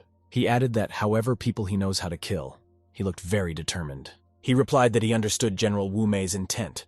The guy turned around and walked towards the exit. Tengen asked for permission to leave the girl. He was waiting for the order to speak. Wu Mei thought that Tengen was a very interesting specimen. Tengen went to a neighboring tent to discuss the impending plans. There, Eugene was very surprised and thought it was certain death. Tengen remembered Eugene saying that he had knowledge in his head 5 was in a small cart, which meant he had to figure out how they could save their skins. The guys need a plan to break deep into the enemy ranks to their commander-in-chief. Tengen was going to get some sleep. Eugene had to think things through. Eugene racked her brains and thought through the plans for the operation in great detail, for their lives depended on it. Eugene felt that if Tengen wanted to get to their commander, there was only one way to do it. The next day at dawn, the detachment received orders to march. To refuse would not go out. Tengen explained to his men that he did not want to put them in a difficult position, and if they wanted to go with him, he would be happy to. However, if they did not want to, he would not force them. An awkward silence hung in the air, the soldiers mulling over Tengen's suggestion. Zhang Bao said that if it wasn't for Teng Ying, he would have been killed by Ning warriors long ago. His life is in Teng Ying's hands, and where he goes, that's where the man will go. Yu Hua, Li Yu, and Zhang Zhen also kneeled down and were ready to follow Dong into fire and water. These words were echoed by the other warriors, and they too were ready to follow Tengen. Tengen warned them that if they followed him, they might die, but the warriors were not afraid. Teng Ying ordered Zhang Bao's men to change into Ning warrior uniforms, and a third of the squad to pretend to be prisoners. Zhang Bao understood the plan. He bowed to Teng Ying and went to execute it. Tengen realized that this whole venture was extremely dangerous, so he told Eugene to stay in the camp in front of the Wu sisters. Eugene asked if they would see each other again. Tengen didn't know what to say. Tengen turned to Eugene and said that he would try to come back. He put his hand on Eugene's shoulder. Wu Yi reported to Tengen that General Wu was ordering to move out. Tengen told his men to depart. The children went on their way.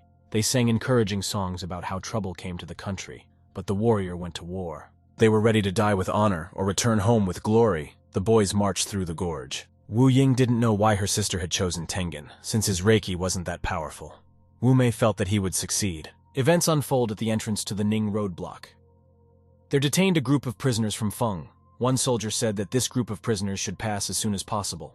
Another military man explained that the head of the Yu had just come with the news, and they would have to wait with the passage of the prisoners. The other soldier agreed to wait here, under the circumstances.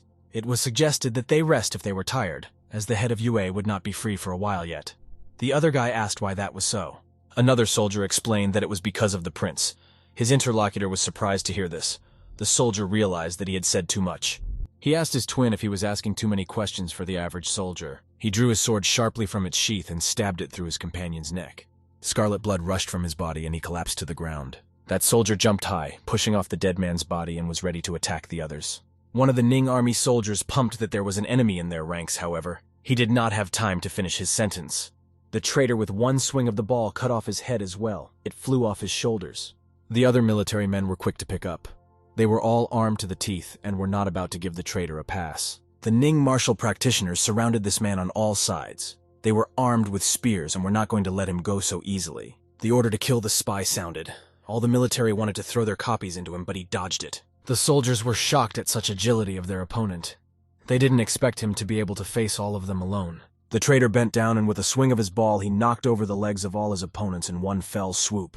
The traitor took off his mask, Tengen lurking underneath. At this moment, it became clear that there were a few traitors hiding among the Ning army who were massacring the soldiers.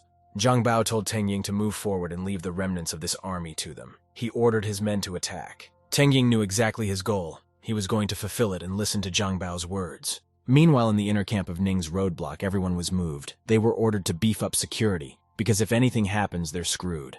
Not a fly could get past them. Tengen thought it was necessary to get to the main tent as quickly as possible, for their boys would not last long. At that moment, Tengyinu heard the Shora. He was lurking near one of the tents and watching everything through a slit. At that moment, one of the military came into the tent. He was armed with a ball. He asked who was hiding here and what he was doing here. Tengen, pretending to be his own, replied that the enemy was so strong that he decided to sit out. The man was surprised at that answer. He didn't understand what it meant to sit out of the battlefield. The man shouted that Tengen was a miserable coward and that he would be court-martialed. Tengen wasn't going to listen to the man. He told him to shut his mouth. This attitude pissed off the military man. He was surprised and took up his sword, about to pull it out of its sheath. However, Tengen was faster. He abruptly drew his sword and struck him, intending to hurt the martial artist. The man did not expect this. However, he was quite agile and was able to move back from the blow. Tengen was unwavering. He clearly saw his goal and was going to achieve it by any means necessary. His sword lit up with a red light. Tengen jumped high and sliced the tent in half, light spilling inside. Tengen took the man hostage, the military before he knew it. They didn't understand how it happened. Tengen held his blade near his neck. It looked rather intimidating. At this time, the tent split in two. Now other military men could see them. The Ning army soldiers who were near the tent were amazed that the enemy had penetrated so far. They didn't expect to see a spy in the inner camp. The military men immediately took up their spears. Meanwhile, Tengen began to slit the neck of his hostage, and blood gushed from there. Tengen then chopped off his head with a sharp movement of his hand. Everyone around was shocked by such a cruel and ruthless gesture. A military man told him not to let the enemy get close to the prince. He had no time to speak before a sword flew straight at his head. It was Tengen. He was the one who killed the man. He told those who wanted to stay alive to get out of the way. The soldiers didn't listen to him. They had a goal to kill the traitor. Tengen in the meantime fled and chopped the head of his enemies. He cut their bodies in half with extreme cruelty. The whole area was splattered with blood. Tengen was laughing loudly at this time. He was glad that his plan was coming to fruition. The military survivors were going to quickly call out to General Yuan. At this time, Teng Ying was heading straight towards them. At one moment, all the soldiers turned around abruptly. They had noticed something and were full of hope. General Yuan came to their aid. He ordered his men to move away from the road. He brought backup. General Yuan asked if Teng Ying was one of the Feng. The man was very serious. Tengen replied with an icy expression that that was correct. His armor was splattered with the blood of his enemies. The general noticed that judging by Tengen's abilities, he was an unusual soldier. He told him to introduce himself. Tengen called his name, the man staring intently straight into his eyes. General Yuan hesitated. He had never heard this name before. It seems they had never met. Tengen thought this was funny. He asked what the general's name was with a smile on his face. The general replied that his name was Yang Ku. Tengen smirked and replied that he had never heard the name himself. The general explained that Tengen had slipped into his army and now he couldn't escape. If the guy surrendered now, maybe he'd be granted mercy. Tengen was not willing to accept such terms. He was only determined to fight fair. Tengen drew his sword and noticed that the general was making a lot of unnecessary noise. The general was quite angry. Yang Ku also possessed magical ability. His hand lit up with golden flames. The general was ready to strike. He waved his hand, and in that instant, many golden shards appeared. They were heading straight for Tengen. He stood boldly in front of them and didn't even steal a glance. Tengen was surprised at the general's strength. He hadn't seen anything like this before. The boy was stunned by such a strong pressure of Reiki. Some of the shards reached his body. The other soldiers were also affected by the general's power, and they became uncomfortable, unable to move from their seats and not understanding what was happening. Teng Ying struggled to stay on his feet before he knew it. Yang Ku's sword was beside him. The sword struck the guy's body and blood rushed out from his side. The guy was seriously injured. Tengen didn't expect this turn of events. The sword pierced through his body. The guy was in a lot of pain. Tengen grabbed the sword with his bare hands and pulled it out of his body with a sharp movement. There was a deep wound in Tengen's stomach. He could barely stand on his feet and was bleeding. Yang Ku thought that Teng Ying had chosen an enemy beyond him. The general was clearly stronger. However, Tengen wasn't going to give up so easily. He gathered his remaining strength into a fist and planted his sword firmly. Tengen launched his sword straight at the general. With his other hand, he held onto the wound, trying to stop the blood. The sword was rapidly approaching Yang Ku, however. The latter was not frightened. The general was confident in his strength. Yang Ku snapped the sword in half with a sharp movement in his hand. He considered it a dirty trick. At this moment, a dark energy appeared from nowhere. It was at the general's feet. Yang Ku turned around sharply. He noticed Teng Ying running away, the same dark energy oozing out of his body. Tengen began to use his new power. He dark magic massacred the soldiers in his path. The guy, just like before, grabbed them by the head and sucked their energy. He didn't look like a human anymore. The soldiers realized it was a dark art. With the help of the people's energy, his wounds were completely healed. Yang Ku was angered by this guy's reception. He told him to pay with his life for this. However, Tengen was stronger than before. His entire body was enveloped in dark energy. He was ready to accept the challenge. Yang Ku struck the guy with his spear, however. The guy used the energy drawn from the military. Tengen ran away towards one of the tents, all emptying his opponent's armor along the way. Yang Ku was furious. He didn't understand how the guy dared to act so brazenly. The general began to use his light energy. He shouted loudly and geared up for battle. The general raised his spear into the air. It all glowed with a golden glow and was very strong. His men knew it was a soul killer. Tengen looked at him in surprise. In an instant, thousands of shards flew from the spear, capable of injuring anyone. These shards hit people, including the military Ning remaining in their bodies. Tengen used their bodies as a shield as he approached the tent on the junk. This was his ultimate goal. Tengen didn't understand why the soldiers surrounding this tent were so calm during the battle. Probably someone important was in it. Tengen realized that Reiki Yankao was beyond his imagination. The man was clearly stronger than Tengen. At that moment, someone looked out of the tent. He was wondering what had happened. The man had a huge gold ring on his finger. This guy had heard that the killer was in camp. He wondered why he still hadn't gotten the man's head. It was the prince. It was reported to him that the general was now fighting the spy and would probably win soon. The prince was asked to return to the tent. The prince was surrounded by girls. He did not understand why he should fear the enemy, for they had so many warriors, and the enemy was only a common petty thief. The prince told everyone to disperse. He walked outside with big steps. The prince was very curious to see this enemy. He wanted to see for himself. His guards told him that it could be dangerous since the enemy practiced the dark arts, but he didn't listen to anyone. He wanted to see it. Meanwhile, near the tent, Tengen was using his dark magic. He was sucking the energy out of Ning's soldiers. No one could stand up to him. The army was armed with Zubovs. However, the guy was stronger. The more dark energy he sucked out of people, the stronger he became. Tengen accelerated sharply, making a dash forward. He was confidently determined to reach his goal. Everyone around him marveled at how fast the guy was moving. They wouldn't have time to stop him. General Yang Ku ordered his men to capture Teng Ying, for this game of cat and mouse must come to an end. The general was very serious. He was very serious. All of him, along with his spear, glowed with a bright flame.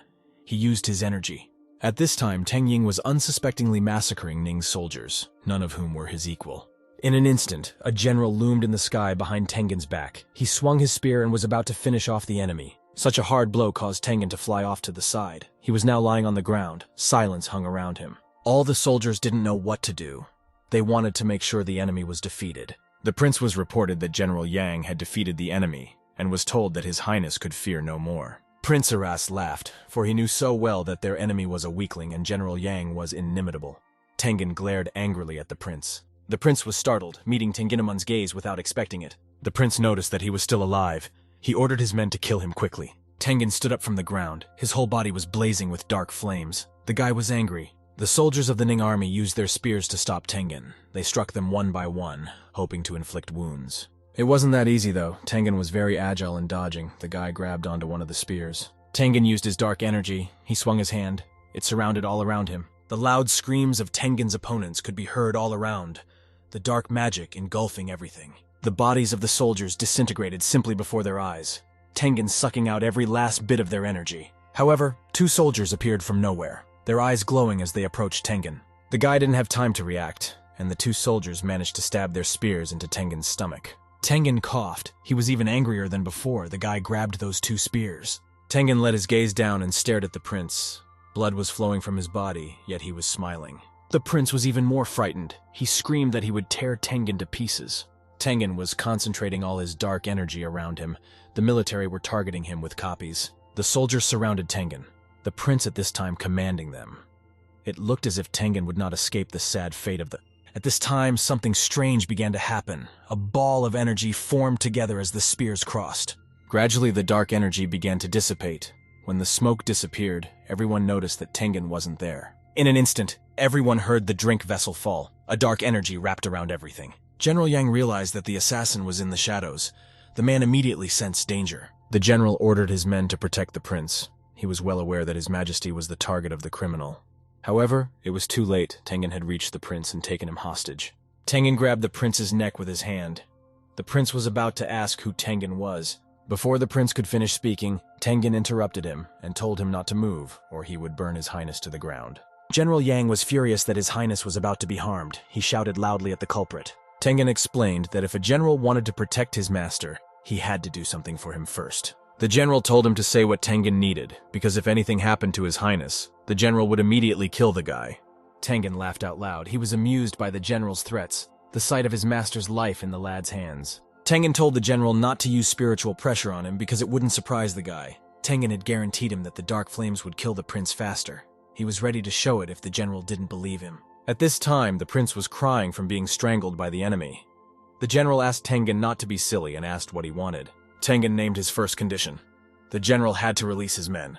The general was willing to honor this condition. He asked what else the guy wanted. Tengen told him to fulfill his first demand first, at which point the guy squeezed the prince's neck harder. This spectacle had an effect on General Yang, and he promised to fulfill his demands as long as the prince was intact. Tengen realized that his situation is worse than ever, because he is surrounded by strong enemies. Although held hostage by their leader, no one will be able to help him. The guy's men are too far away from him. General Yang ordered Tengen's men to be brought here, and his order was carried out immediately. The Feng survivors immediately approached them.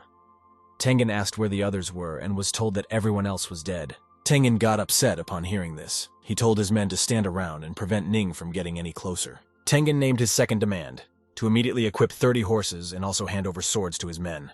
General Yang inquired why Tengen needed so many horses and what he was going to do with them. Tengen was infuriated by the unnecessary questions. He told the general to do as he said, or his prince would die. The prince pitifully begged for mercy. He only asked not to be killed and told Yang Ku to do as Tengen says. In addition, Tengen demanded that Ning's men be ordered to let them pass at the roadblock. The general demanded that His Highness be released. Tengen said that when he is gone and safe, he will let the prince go. The prince ordered to do as Tengen said, and if anything happened to him, he should go to his brother. General Yang was unhappy with the situation, but he had no way out. He ordered the gate to be opened. At the same moment, the horses, and with them, the Feng survivors quickly galloped forward. General Yang galloped after them. He ordered them to release His Majesty. Teng Ying said to order the soldiers so that no one would dare to pursue them. Only after they arrive in Tongmen will Tengen let the prince go. Before that, he will be with the guy. General Yang Ku was even more angry. In this case, he wasn't going to let the guy leave. Tengen shouted to his men that they were heading towards the Ning checkpoint, his squad quickly galloping on horseback. Zhang Bao asked where they were going if they were not going back to Tongmen. The man was anxious. Teng Ying explained that they were going to Wu Mei, and they couldn't do without help. The guys were too few. Zhang Bao thought they had already reached the roadblock. Teng Ying didn't think so. At this time, General Yang was chasing after him. He ordered his men to speed up. After all, they must save His Highness by any means necessary. His men followed the order. They rushed on their horses in pursuit of Feng's squad. Meanwhile, in the southern part of Ning roadblock, a battle was also being fought, and magic powers were involved. Someone with light magic had chopped one of Ning's men in half and sucked out his energy. The battle was really fierce. Blood was pouring everywhere. Feng's men were winning. They were ordered to stop. Teng Ying and his troop rode up, with the prince lying on his horse. Zhang Bao ordered them to speak. At that moment, someone called out to Tengen. The guy turned around and looked at that person with surprise. Wu Mei appeared in front of him. She was wearing a golden mask. The girl was wearing a long purple dress. Wu Mei stared at Teng Ying. She was glad to see him. The boy recognized the general. Tengen knew that at this level of spiritual control, one could combine shield and spiritual weapons, but Tengen didn't have the aura to do so. Wu Yong's aura was also stronger than Tengina's. The girl was by her sister's side and helped her. The boy was glad he had Lady Dance to help him. Tengen realized that they were very strong. The two sisters had earned such a reputation for a reason. Tengen realized that Eugene was not skilled in martial arts, so he shouldn't be on the battlefield right now. At this moment, someone called out to Tengen. The guy turned around in surprise and didn't expect to see this person. It was Eugene who called him. He was glad to see Tengen and to know that he was still alive. At this moment, a warrior from the Ning army said that the guys were the only survivors from Feng. He didn't understand how they didn't realize it. This man was going to see how Tengen's squad was going to fight back against them now. Tengen smirked. The prince lay frightened on Tengen's horse. He hoped he could avoid a pitiable fate. Tengen seized the prince and told this warrior to order his men to retreat. The prince begged for mercy. The military man thought the boys were trash and told his men to overpower Tengen's horse. However, he was interrupted by someone, that person telling the army to stop. It was General Yang. They tried to explain to him that the enemy had martial artists. Also, Ning had heavy losses, but they had finally surrounded the enemy. General Yang ordered them to be released, for they had a prince as a hostage and could not be allowed to die. Wu Mei asked the prince who he was. His Highness was so scared that he couldn't string two words together. Then the girl put the sword to his neck and told him to speak. The prince replied that his name was Yu Sheng, his voice trembling. Wu Mei knew that he was the third son of King Ning. The prince replied that this was correct. He also added that now that the girl knew it, she'd better let him go. This made Wu Mei laugh. She thought that he was better off thinking about his life right now.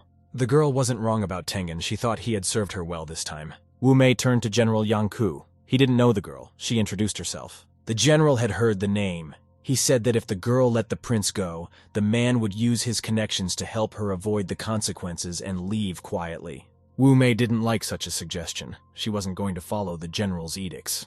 Yang Ku asked if Wu Mei didn't believe him, for a look of doubt was read on her face. The girl replied that she didn't trust anyone right now. First, she would return with her men to Tongmen, and only then would she let the prince go. Yang Ku didn't like this suggestion. He asked if there was any way they could come to an agreement. At this time, Tengen was strangling the prince. His Highness told the general to acquiesce. Yang Ku was in agreement after all. As long as his Highness is not harmed, they will not take any action. Wu Mei was pleased. In that case, they were going to leave them. The girl hoped that they would see each other again. Wu Mei saddled her horse. She told her men to move out. One of Ning's soldiers was surprised that the general would let their enemies leave so quietly. However, there was nothing Yang Ku could do, for they had the prince as a hostage and no one would be willing to take responsibility for his death. The general told him to report the situation to the second prince now and prepare him for it. Wu Mei noticed that this was the second trap that Tengen had successfully circumvented. The guy replied that it was all thanks to the girl. The girl smiled, flattered by Tengen's words. Tengen added that it was all thanks to General Wu's guidance, thoughtful planning, and good strategy. However, Tengen hoped that General Wu wouldn't dump so much on his head next time. Eugene was riding next to Tengen. He asked if his friend was injured. Tengen replied that he was fine. He only had a small abrasion. Hearing this, Wu Mei threw a vial of something at Teng Ying. The guy grabbed it. He didn't realize what was in it and looked at the bottle in surprise. Tengen asked the girl bewilderedly what was in that bottle. Wu Mei explained that it was an anesthetic that was necessary for his wounds. Tengen thanked the girl and was about to drink the contents of the bottle. Wu Mei stopped him. After all, this medicine should be applied to the wound. Teng Ying was dissatisfied that she hadn't said it earlier. Wu Ying asked Teng Ying how he caught Yu Sheng. The prince, all doused with tears, pitifully replied that Tengen had used magic. Everyone was surprised to hear this. The prince added that that time Tengen moved. First he stood in front of him and then behind the prince. Tengen didn't want the prince to tell all this. He hit his highness on the head. Tengen told Po that he didn't need to open his mouth. There was no need to explain anything. Wu Mei asked what they would do with the prince. Should they kill him or let him go? Eugene felt that they shouldn't leave him behind and should go to Tongmen after they killed his highness. The prince was startled to hear this, not expecting that the boys were going to kill him. At this time, Feng's detachment came up to the mountainside, and they were at a high altitude. Before them refused a view of the enemy's camp. There were at least 4 armies below. That's over 400,000 men. Wu Yi said that even if it wasn't, it wouldn't be long before so many of them were there. He wondered how they would go by them. Tengen had a plan. He was going to walk between them and exploit His Majesty's importance. Teng Ying asked if they would go. Wu Mei didn't quite understand what he was talking about. Teng Ying asked if they would go to Tongmen. Wu Mei asked to wait and let her think. Teng Ying added that if they stayed, they would be in even more danger. Tengen ordered the men to keep moving. They were vulnerable when they stopped. They just had to gallop very fast. Wu Mei hesitated. She wasn't sure of Tengen's plan and didn't know what to do. Wu Ying felt that even if they killed the prince and stayed here, it was the end for them, and it was worth taking the opportunity. Wu Mei listened to her sister. She ordered her men to raise Feng's flag. The girl drew her swords and ordered the men to move forward only. She was determined. Her men pulled up to a large border post, a huge gate slowly opening in front of the boys. The silhouette of warriors appeared from behind the gate. They slowly rode out on their horses. Dust rose up all around. It was hard to see who was moving towards the Feng army. A man on a horse rode towards them. He asked who the leader of Feng's squad was. Tengen asked who the man was. He didn't know him. Eugene was behind him. The man introduced himself. His name was Yujia. He looked at the guys with resentment. Yujia looked at his opponents with resentment. He was very upset about the situation. Wu Mei knew that in front of her was His Highness the Second Prince, and she said that they would go on the prince's personal order. Yujia stopped her. He didn't want to listen to the conversation. The man wished to know where his brother was. At this moment, Yu Sheng cried out pitifully and called out to his brother. He was crying and begging to be saved. Yu Sheng was lying on Tengen's horse and still had no way to stop drinking and begging to be saved. Yujia couldn't bear the sight. He told Tengen to let his brother go. Wu Mei asked why His Highness is angry. They only want to go to Tongmen. Then they will let the prince go. Yujia demanded that the guys first let his brother go. Then he would let them go. This was his only condition. Wu Mei was not agreeable to such ultimatums. She kept insisting that the elder prince should let them pass. The man believed that they would not come to an agreement. Tengen interrupted their conversation, for they were not talking about the prince's terms. His brother's life was in the lad's hands. Yujia threatened that if a single hair fell from his younger brother, the man would kill Tengen. Tengen was going to show his superiority and force the prince to agree to their terms. He ripped off Yu Sheng's ear with a sharp movement of his hand. Tengying held the torn-off ear in his hand and showed it to the elder prince. At the same time, Yu Sheng was yelling loudly and crying in pain. Tengen said that this was just the beginning. He could do much more cruel things to the younger prince. This act made Oijia very angry. He shouted and pulled his sword out of its sheath. His entire squad pointed their spears at the boys. They were ready to go on the attack and fight them. Wu Mei didn't expect such an act from Tengen either. The girl asked what the guy was doing. He was unwavering. He asked who dared to move, looking at the younger prince. He was very cruel.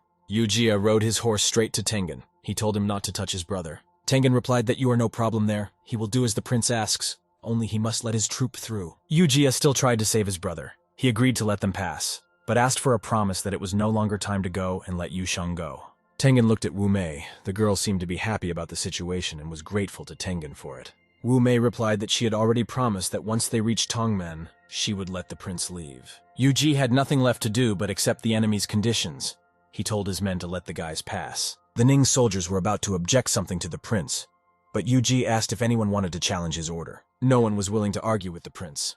All the Ning warriors parted and gave way to Wu Mei's squad. The boys were already ready to move out, and the younger prince was still on Tengen's horse. The entire squad of allies moved forward leisurely, looking around, suspicious of danger. Yu Mei noticed that Tengen was gorgeous. She asked why the young man was so sure that Yujia would surrender. The guy replied that it was just human nature, and if Wu Ying was a captive, the girl would do the same. Wu Mei was in agreement with Tengen's words. She wondered where the guy's family was now. Tengen pointed his finger to the sky, a sad expression full of painful memories appearing on his face. Wu Mei realized that she had brought up an unpleasant topic. She asked again if his family members were in the sky. Tengen replied that he'd better not show up there himself. Wu Mei was also curious about what the guy did before joining the army. Tengen replied that he killed, meaning that he was a murderer. Wu Mei was very surprised and looked at Tengen with a suspicious look. The boy asked if he looked like a murderer. The girl didn't think so. Tengen didn't seem that way. She asked how many lives Tengen had taken. The boy replied that it was countless. They drove the rest of the way in silence. The boys were already approaching the huge gate. The gate slowly opened. Wu Mei's entire squad looked up, waiting for an opportunity to pass through. Yuji loudly shouted for everyone to stand. Their squad had already arrived at Tongmen, so it was time to let his brother go. Tengen turned around and looked at the prince. It seemed to him that it was too early for this. Yuji looked at him suspiciously. He asked what Tengen was up to. At this moment, someone shot from a bow. The arrow hit right near the legs of Tengen's horse. Everyone was shocked. The archers appeared from the walls and told everyone to stand still and not to come so close. They asked who had come to them. Wu Mei introduced herself. She demanded an audience with the local general. General Zong Cheng appeared from the wall. The girl said that they had just had a conversation and asked if the general didn't recognize her. Wu Mei asked if General Cheng wanted to let her or them in. The girl was already impatient. General Cheng realized his mistake. He immediately agreed to let the girl's squad into the city. The general explained that the city gates were already closed, and the only way in was to climb the ropes on the city walls. The guys were thrown ropes, and the Feng army soldiers began to climb them gradually up the walls of the city. Tengen was in no hurry to get in. It looked like he had some kind of plan. Wu Mei asked what the guy was waiting for. Tengen asked what they should do with the captured prince. Wu Mei replied that there was no point in worrying about him. The girl told her subject that he could pick up His Highness when her troop entered the city. The man was confused. He wasn't expecting this and said he understood. He asked if Wu Mei wanted to kill Yu Sheng. The girl asked if Tengen wanted to let him leave. Tengen believed that people should keep their word, which was exactly what he was going to do. Wu Mei was shocked by Tengen's behavior. She thought he was crazy for wanting to confide in their enemies. Wu Mei felt that there was no need to argue about it. She told Teng Ying to follow her. Tengen coldly replied that he would stay and the others could climb first. Wu Mei asked what Tengen wanted to do. The guy replied that if General Wu doesn't keep his word, then the guy can't do that. The girl explained that Yu Sheng is the Prince of Ning, and he is their enemy. They can't let him go so easily. Eugene intervened in the conversation. He thought that killing the prince would not affect anything. Thus, they would only make more evil enemies. Wu Mei was displeased but still agreed. She said that she was following Tengen's advice one last time. Yuzhen advised Tengen not to clash with General Wu over the prince. Tengen thanked the boy. Tengen, holding the prince by the throat, told Eugene not to stand there, but to climb the wall with the rest of the warriors. Eugene wasn't going to do that. He wanted to stay with Tengen. The boy was against it. Eugene was angry, for he had insisted on staying with Tengen and helping him. Tengen had no choice but to agree, but it wouldn't be his fault if his friend died. At this moment, the sounds of the stomping hooves of the enemy army could be heard. They were approaching at high speed. It was Yu Ji who was riding. He asked when they would already let his brother go. The prince was very anxious. The boys looked coldly at the eldest prince. They waited for a while for all their men to climb the wall of the city. Tengen abruptly threw Yu Sheng away. The guy hurled him forward. Yu Sheng was very scared. He flew towards the army with loud shouts. Yu Sheng fell right at the feet of his brother's horse. He was already unconscious as he hit his head. The elder prince was very angry at this disrespectful attitude of Tengen. Yuji was furious. He and his army ran together to attack directly at Tengen. Tengen stood with Eugene. They watched the great danger looming over them. Wu Mei, while on the wall, ordered her men to shoot to protect Tengen. The archers followed her order. They fired arrows and killed several opponents. Yuji was not so simple. He possessed magical powers and transformed in the blink of an eye. Now his entire body was wearing armor. Yu Sheng asked his brothers not to catch up with Tengen. Yuji didn't understand why his brother was saying that. He thought he had been injured again. Yu Sheng explained that although Tengen had hurt him by ripping off his ear, he had saved his life. Yuji didn't understand what his brother was talking about. He asked him about it. Yu Sheng explained that Wu Mei wanted to kill him, but Tengen stopped her just to save his life and keep his word. At this moment, Tengen along with Eugene were already climbing up the wall on the rope. They looked down at their enemies. The princes were below. Yuji threatened Tengen that he would kill him sooner or later. He shouted that one of them would definitely die sooner or later. However, his army stopped and did not move on them again. Wu Mei said that Tengen trusted his enemies, and they didn't trust him. She told him not to do that again. Tengen just didn't want to be tormented by his conscience. He didn't care about the actions of others. General Chung asked what Tengen's name was. Wu Mei introduced him, and explained that he was the commander of her second corps. At that moment, Eugene told General Wu that Tengen should be thanked for his exploits. The girl noticed that Tengen was very brave. He had caught Yu Sheng, saved her, and saved all her people. She was going to choose a suitable reward for him. General Cheng was the head of the Guangxiao clan. He believed that defending Tongmen and capturing the enemy prince among the many enemies showed that Tengmen was a true hero. Tengen didn't want to admit it. The guy thought he was just very lucky and there was no merit here. General Chung was very surprised. He thought that Tengen was also very humble. General Chung suggested that Wu Mei come to the lounge to rest since she had made an exhausting journey. The girl said that the soldiers were also tired and asked them to treat them accordingly. General Chung understood everything. He was going to fulfill the girl's request. The man bowed. The girl wanted to ask General Guangxiao about Tongmen. She invited Tengen to come with her. Wu Mei asked how many soldiers were in this city to understand the situation. The general replied that there were less than 20,000 of them. Because of the Nings, many men of the town were defeated or missing. They were in great distress. The man also said that General Ziyang had returned to Yangchen with a defeat. The king is very angry. The general's life hangs in the balance and this will badly affect his whole family in the future. General Guangxiao felt that it would also badly affect the reputation of the To Wu family. The man was concerned about it. Wu Mei was confident that the Wu family would not be involved and their reputation would not suffer. The girl added that Wu had worked hard. She asked if only 10,000 soldiers would be able to provide protection, for their opponents were outnumbered. She asked if there were any reinforcements from Yancheng. The general replied that the king had already sent a corps of soldiers to help them. Wu Mei asked who was leading them. This corps of soldiers was led by Luan Qi, another general. Wu Mei was very surprised to hear this. She didn't expect such a thing. Wu Mei explained that from Yangchen to Tongmen, if one moved quickly, the journey would only take 5 days, so it could be said that Yangchen's army would arrive soon. General Guangxiao said that Liang Qi advanced 7 days ago. He has sent people several times to supervise him, but he always evades. Probably their family does not want to enter the war. Wu Mei was very upset when she heard this, because without the support of the soldiers, Tongmen would definitely fall. Meanwhile, evening had come, it was getting dark outside, and lights were burning peacefully in the houses. Tengen was in his room, but lying on his bed as suddenly Eugene knocked on his door as well. The guy allowed him to enter. Eugene explained that General Guangxiao had sent a doctor to see Eugene. The guy thought that he only had minor injuries, and it wasn't necessary. Eugene explained that they didn't know when Ning soldiers would surround them, and it was necessary to treat Tengen's body. The doctor agreed with Eugene. The healer felt that it was best not to act rashly, and if the wound worsened, even a brilliant doctor would not be able to cure Tengen. Tengen still allowed the doctor to examine him and prescribe treatment. He thanked him. The doctor said goodbye to the boy. Eugene advised him to listen to what the doctor said about Tengen's injuries. Tengen agreed to do it. He himself understood the need for treatment. Eugene wanted to talk about what General Wu had said about the state of Tongmen in this war. Eugene explained that the relationship between General Zhang and the Wu family is not good. He is afraid that General Zhang will not go to Yangchen, and General Wu will risk his life. Tengen was very curious about Yangchen and Liangqi. Eugene replied that it was a long story. Feng has 4 main houses. They control more than half of Feng's forces. The eldest son of the Izayang family, Yang Haocheng, is the most important general of Feng, has a noble rank, and controls 15 battalions. Liang Jiangkun is the head of the Liang family, which is in the east. Besides, he is also a noble, and controls 10 battalions. Wu Yuguoden is the head of the Wu family, which is located in the west. He has a noble rank and controls 8 battalions of soldiers. Juntian is the head of the Chuntian family. The best Feng commander has a noble rank and controls 6 battalions of soldiers. This means that the 4 families control almost 400,000 soldiers. In addition, the royal family controls 200,000. In this war with Ning, the royal family directly participated with 6 battalions. The other families also sent their men, but none of them expected that the opponents would be ready before they were without 400,000 soldiers. Along the eastern river, both sides engaged in a decisive battle on the mountain plains.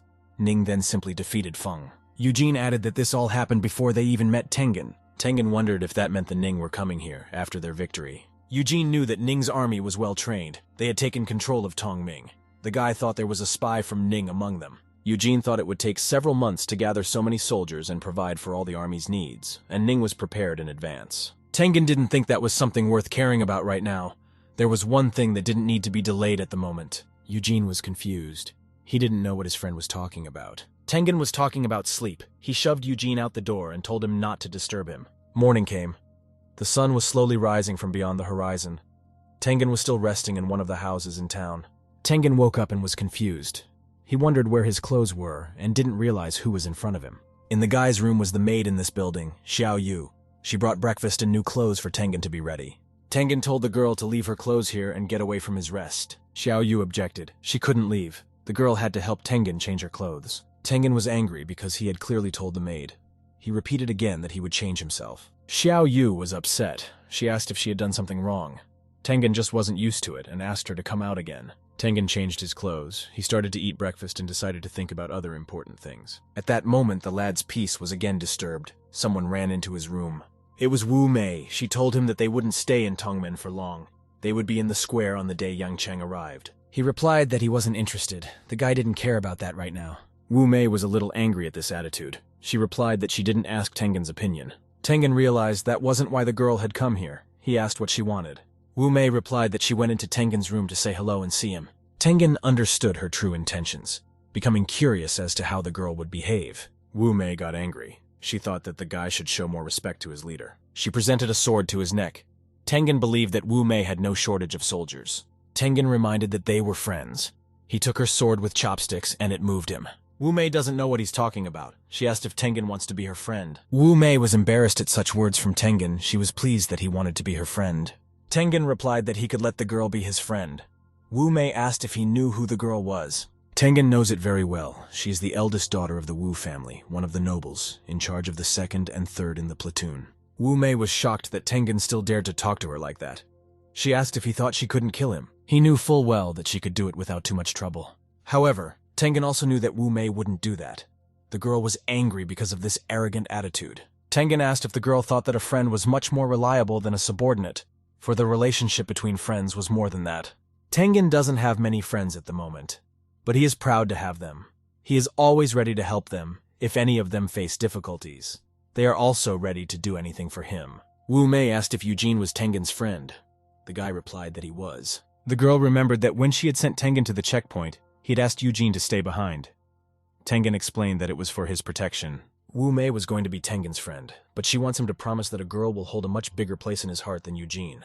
Tengen answered nothing. He did not know what to say, for he could not promise such a thing. The boys sat in silence for a while longer, eating breakfast in Tengen's room. Later, Tengen suggested that Eugene go to the gun store. Eugene asked what the guy wanted to find there. Tengen wants to order a special weapon for himself. He wanted Eugene to keep him company. Eugene asked what weapons don't exist in the army or if Tengen wants something new. The weapon Tengen wants is not available. It will have to be ordered. The guys went outside. Eugene asked if Tengen had any money. He had them, and even a lot of them. Eugene thought that General Wu had given him this money. Tengen asked Eugene to shut up.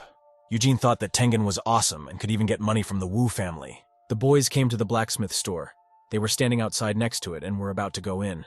Tengen asked if there was a manager. There were many people inside doing their jobs. An elderly man with an eye patch was sitting on the floor. He asked if Tengen wanted to order a weapon.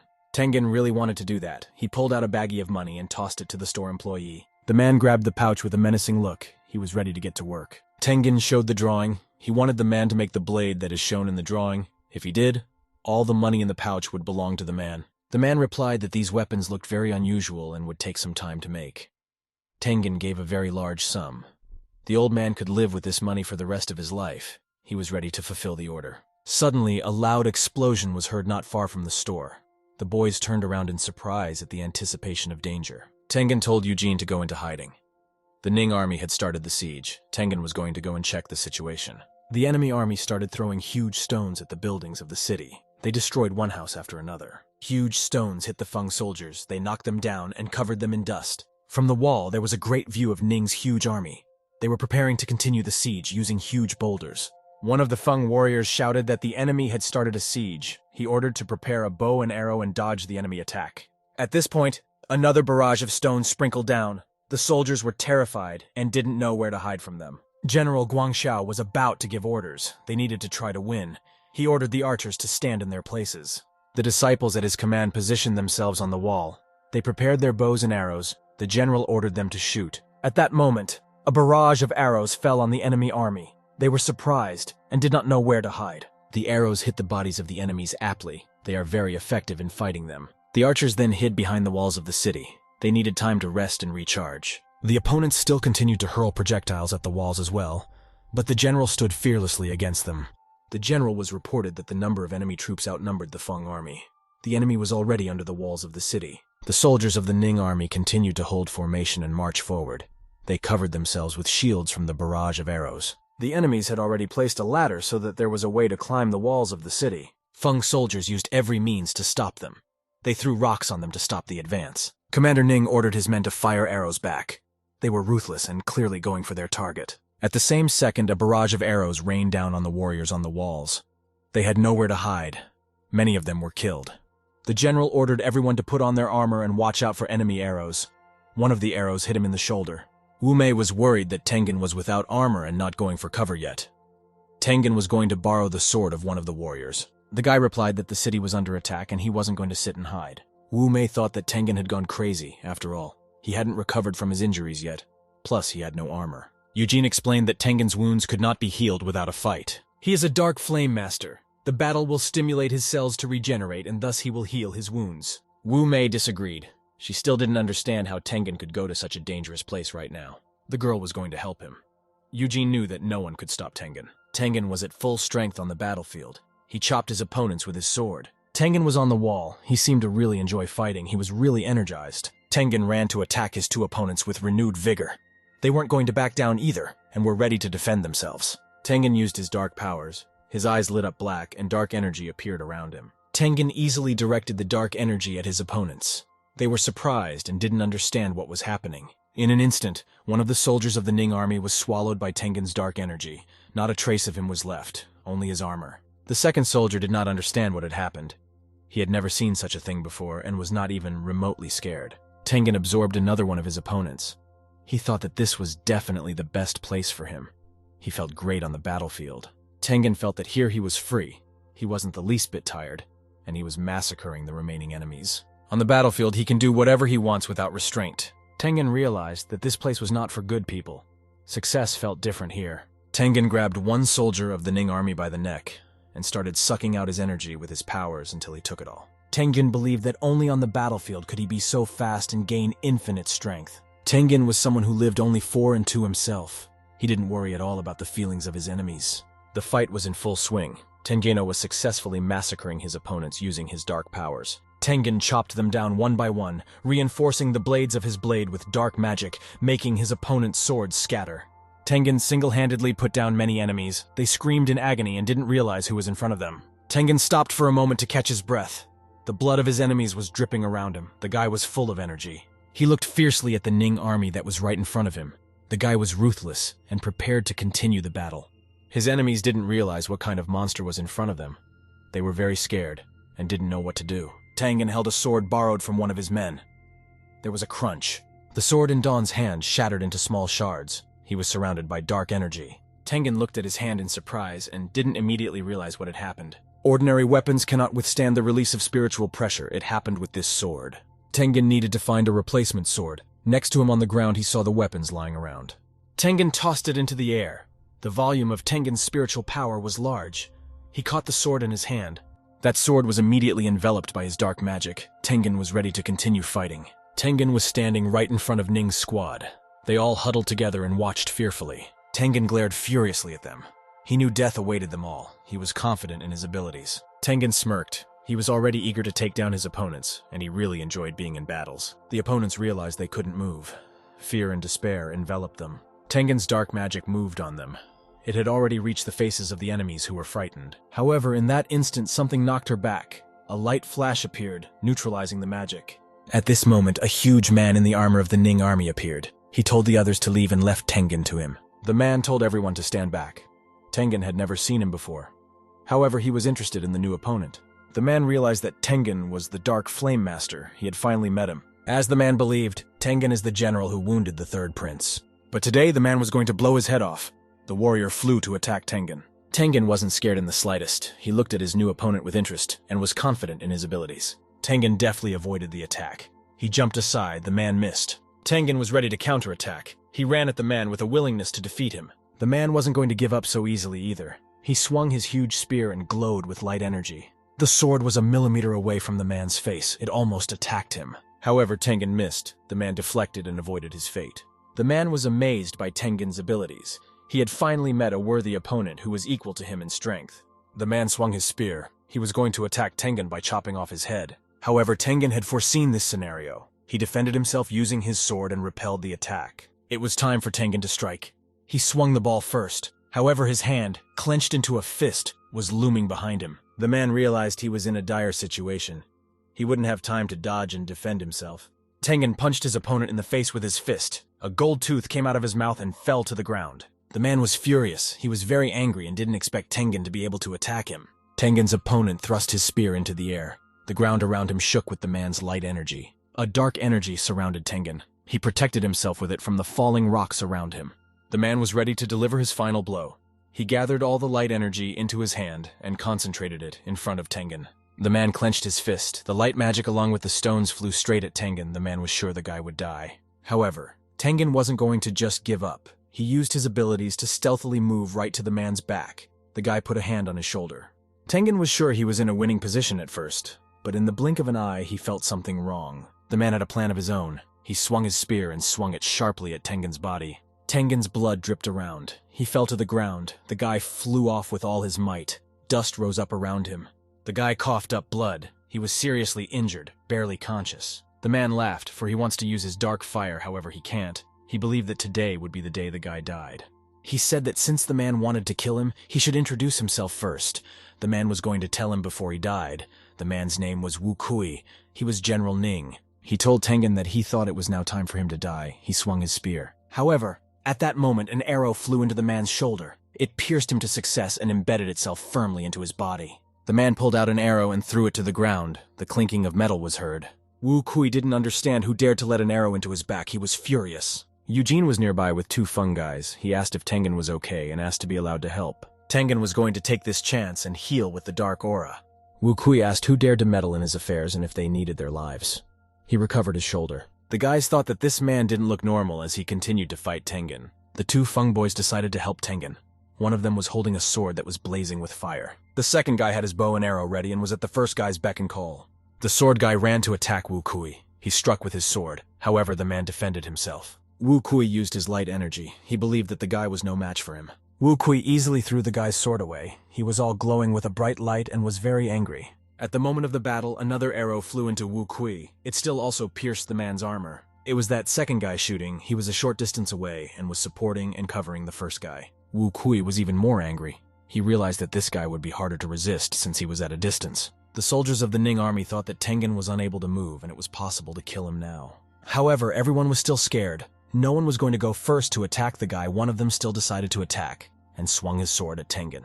However, Tengen was just waiting for that. He used his dark energy to dispatch the attackers, absorbing their powers. Tengen sucked out the strength of his enemies one by one. There was no trace of them left. He laughed evilly, his mind seemingly clouded by dark energy. Tengen didn't look like himself anymore. He looked creepy and looked more like a monster. Tengen laughed. He was glad that he was able to regain his strength and overpower his enemies. Wu Kui noticed that the guy was using healing power, and in such a short period of time, he was able to heal himself. The man shouted that Tengen's opponent was here, and it was Wu Kui. He was determined to win. The man prepared his spear. He clutched it tightly and was about to attack Tengen again. Wu Kui was going to let Tengen taste his strength. The guys realized that this man's strength was extraordinary. Wu Kui flew to attack Tengen. He used all his bright energy to finally defeat his opponent. The man's energy was approaching Tengen from behind his back, everyone around him looking at it in amazement. However, Tengen wasn't worried. He had a plan. He turned around and smiled slyly. At that moment, an explosion was heard. Wu Kui watched carefully and waited for the dust to disperse to make sure his opponent was dead. The man had already considered that Tengen had decided to end this battle. He thought he had won. However, at that moment, one of the guys ran right up to Wu Kui. He was screaming and begging to be saved. At this moment, Tengen appeared from nowhere and attacked this unfortunate man. He sucked out his entire body and his energy. Tengen took advantage of the moment and threw a ball of his dark power at Wu Kui. The man didn't have time to dodge. However, he was able to defend against it. The man got to his feet and told Tengen not to use dark fire, for it was useless. At this moment, a guy with a flaming knife was rushing towards the man behind his back. He was rapidly approaching. The guy swung and struck the man, but he managed to jump up and dodge. That wasn't the end of it, though. The guys acted coherently. Another guy launched an arrow at the man. It hit him in the back. The man screamed in pain, the arrow piercing his armor and embedding itself in his body. The guy was behind the man's back. He told him not to ignore the guy or underestimate him. The final blow was to be struck by Tengen. He flew towards Wu Kui from behind and concentrated all the dark fire in his fist. Tengen's strength didn't seem to work on Wu Kui. The guy was very surprised and didn't understand what was going on. In an instant, the ground started to go from under Tengen's feet. He was still surprised and struggled to stay on his feet. This was also Wu Kui's strength. He was shocked that a fool like Tengen wanted to kill him. The man believed that Tengen would only be able to try this after 10 years of training. The man was on full alert and full of energy to attack the boys. Tengen was going to attack Wu Kui from behind, the guy with the fire blade from the front. The man realized that the black fire couldn't hurt him and he wouldn't be dangerous. He should have killed the guy with the sword first. Wu Kui's spiritual energy is great and his defense recovers very quickly. The sword guy can be easily defeated.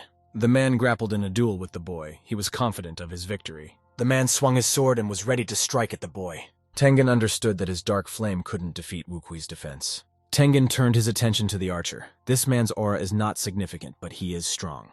The guy with the bow prepared to shoot. He loaded one of the arrows. The guy fired and aimed straight at Wu Kui, the arrow quickly approaching him. Tengen realized that his arrows could nail the man's defenses, and he could take advantage of that. Tengen had a plan. He believed it was time for the man to die. The guy's arrow was already a few centimeters away from Wu Kui. At this moment, Tengen put his hand under the arrow. The arrow pierced through Tengen's arm and pierced the man's skull, dark energy spreading through the arrow. Wu Kui was defeated. Blood dripping from his head, he could no longer stand on his feet. At this moment, Tengen started to use his black magic. He grabbed the man's head. Tengen began to suck out his energy. It wasn't easy as the man's energy was high. All the soldiers of the Ning army were shocked that Tengen had defeated the general. Eugene, along with his squad, were also puzzled as to how Tengen had managed it. Tengen picked up General Wu Kui's spear from the ground. It was lying not far from his dead body. A strong dark energy spread from the guy. He used a spirit shield. The sword guy and the bow guy looked at him with astonishment. Tengen wasn't like himself. His energy had increased a lot. Now he was in big black armor. The guy looked creepy.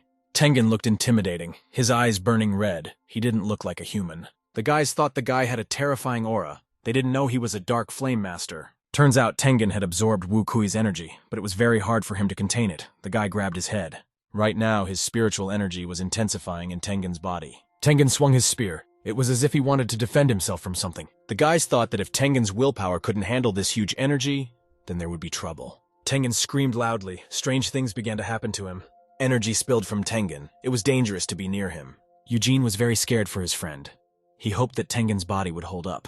This great energy killed many Ning Army soldiers. They began to fall from the walls of the city. The soldiers reported that General Wu Kui was dead.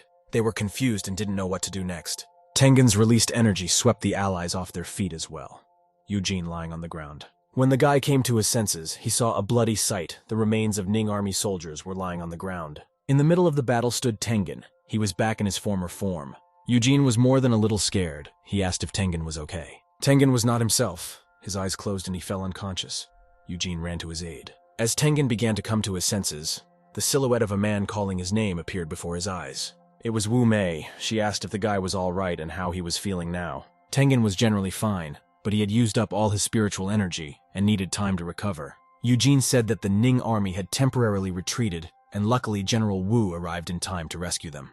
The girl told General Zongjung that he could not continue to defend the city under such conditions. However, the man felt he had to justify the king's trust, for he had left Tongmen's defense to him from the beginning. Wu Mei was very upset after hearing these words. She didn't understand how they should proceed. Zongjung explained that he would die with the Tongmen soldiers, and he couldn't insult his country. All the guys from behind Wu Mei's squad were depressed. Hearing those words, they almost cried. Zongjung had one request for General Wu. He reached into his inner pocket. The man hoped that the girl would deliver this message to his family when she returned to Yancheng. The Feng army detachment was marching through a narrow gorge. It was night above the courtyard. Tengen asked what the names of the two guys who fought with him were. One of them was called Gu Yue, the other Letian. Tengen knew the boys were uncomfortable right now, but they shouldn't think that fighting without fear of death was noble. Tengen believed that there were many people in this world who fought without fear of death, but to die without meaning to was foolish. Tengen explained that death is as heavy as a huge mountain, but at the time of death, one feels an unprecedented lightness. Tengen was not going to stop the boys. Gu Yue didn't know what to reply. He was silent for a while, then thanked Tengen. Tengen stood in front of the boys. He told them to follow him. Gu Yue remarked that although they were grateful to Tengen, but he shouldn't think that they would continue to work with him. Tengen didn't mind the guys leaving if they found a better place. Gu Yue was infuriated by such an arrogant attitude of Tengen. Eugene tried to smooth things over and thought it would be best for them to team up in this situation. Eugene gave the boys some Tengen medicine to stop their bleeding and pain. It was the same bottle that General Wu had given to Tengen in the last battle. Eugene said that Tengen is the person he wants to follow. The guys were even scared when they saw Tengen's dark spirit on the battlefield, but now he seems attentive to others. Morning came. The boys were still going forward as well, not stopping for a minute. It had been 3 days since they had left Tongmen. No one knew how things were going there. At this moment, a horseman came to the detachment.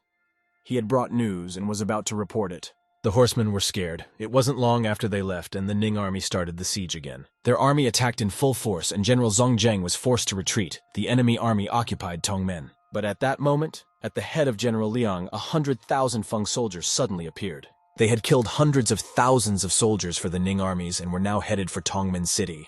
Wu Mei realized that Liang Qi was really good. He deliberately delayed. Eugene realized that Liang now had 100,000 soldiers, but Ning had suffered heavy losses. The girl was infuriated by this situation. She was determined to go to Yancheng. Wu Mei asked if Tengen's wounds had healed in the meantime. Tengen thought he was in perfect health. The king granted him the title of Noble Viscount. Tengen knew that the girl had approached him to ask about something else different. Wu Mei felt that Tengen should now reform the corps and asked if he was interested in doing so. Tengen replied that of course he was interested.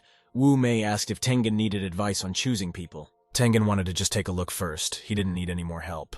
Wu Mei revealed that there is a banquet at the Wu family tonight, and her father would like to see Tengen. The guy thought for a while. He didn't know what to answer Wu Mei. Tengen wasn't interested in the banquet, but he just wanted to watch. The girl explained that her father was friendly. Tengen said that he wasn't nervous about her father at all. Wu Mei was amused by this. Gu Yue asked Eugene if there was something between Tengen and General Wu. Eugene replied that the girl just appreciates Tengen's talent. Gu Yue noticed that Tengen was using the dark spirit power. Eugene asked what was wrong with the dark spirit. Gu Yue pondered. He was worried about Tengen using dark powers. Letian asked his friend not to worry about it after all. He was not concerned about other people's strength. Gu Yue replied that it certainly concerned him because he would be working with Tengen. Gu Yue felt that the guy should accept it as a fact and not think about it anymore. Eugene said that Tengen would not disappoint the boys. He had confidence in his general. At this time, the boys were already approaching the walls of the city. They were in front of the gate. The gate was not particularly large, and behind it were many tents. The guys came to one of these tents. It was the biggest one. Wu Mei was walking ahead. There were a lot of Feng army warriors in the tent, and they looked at the guys who entered with surprise. Everyone bowed to greet General Wu. These were the candidates from the newly recruited soldiers. Tengen could choose among them. Tengen introduced himself as the commander of the 2nd Infantry Corps. He was going to pick some of the guys today.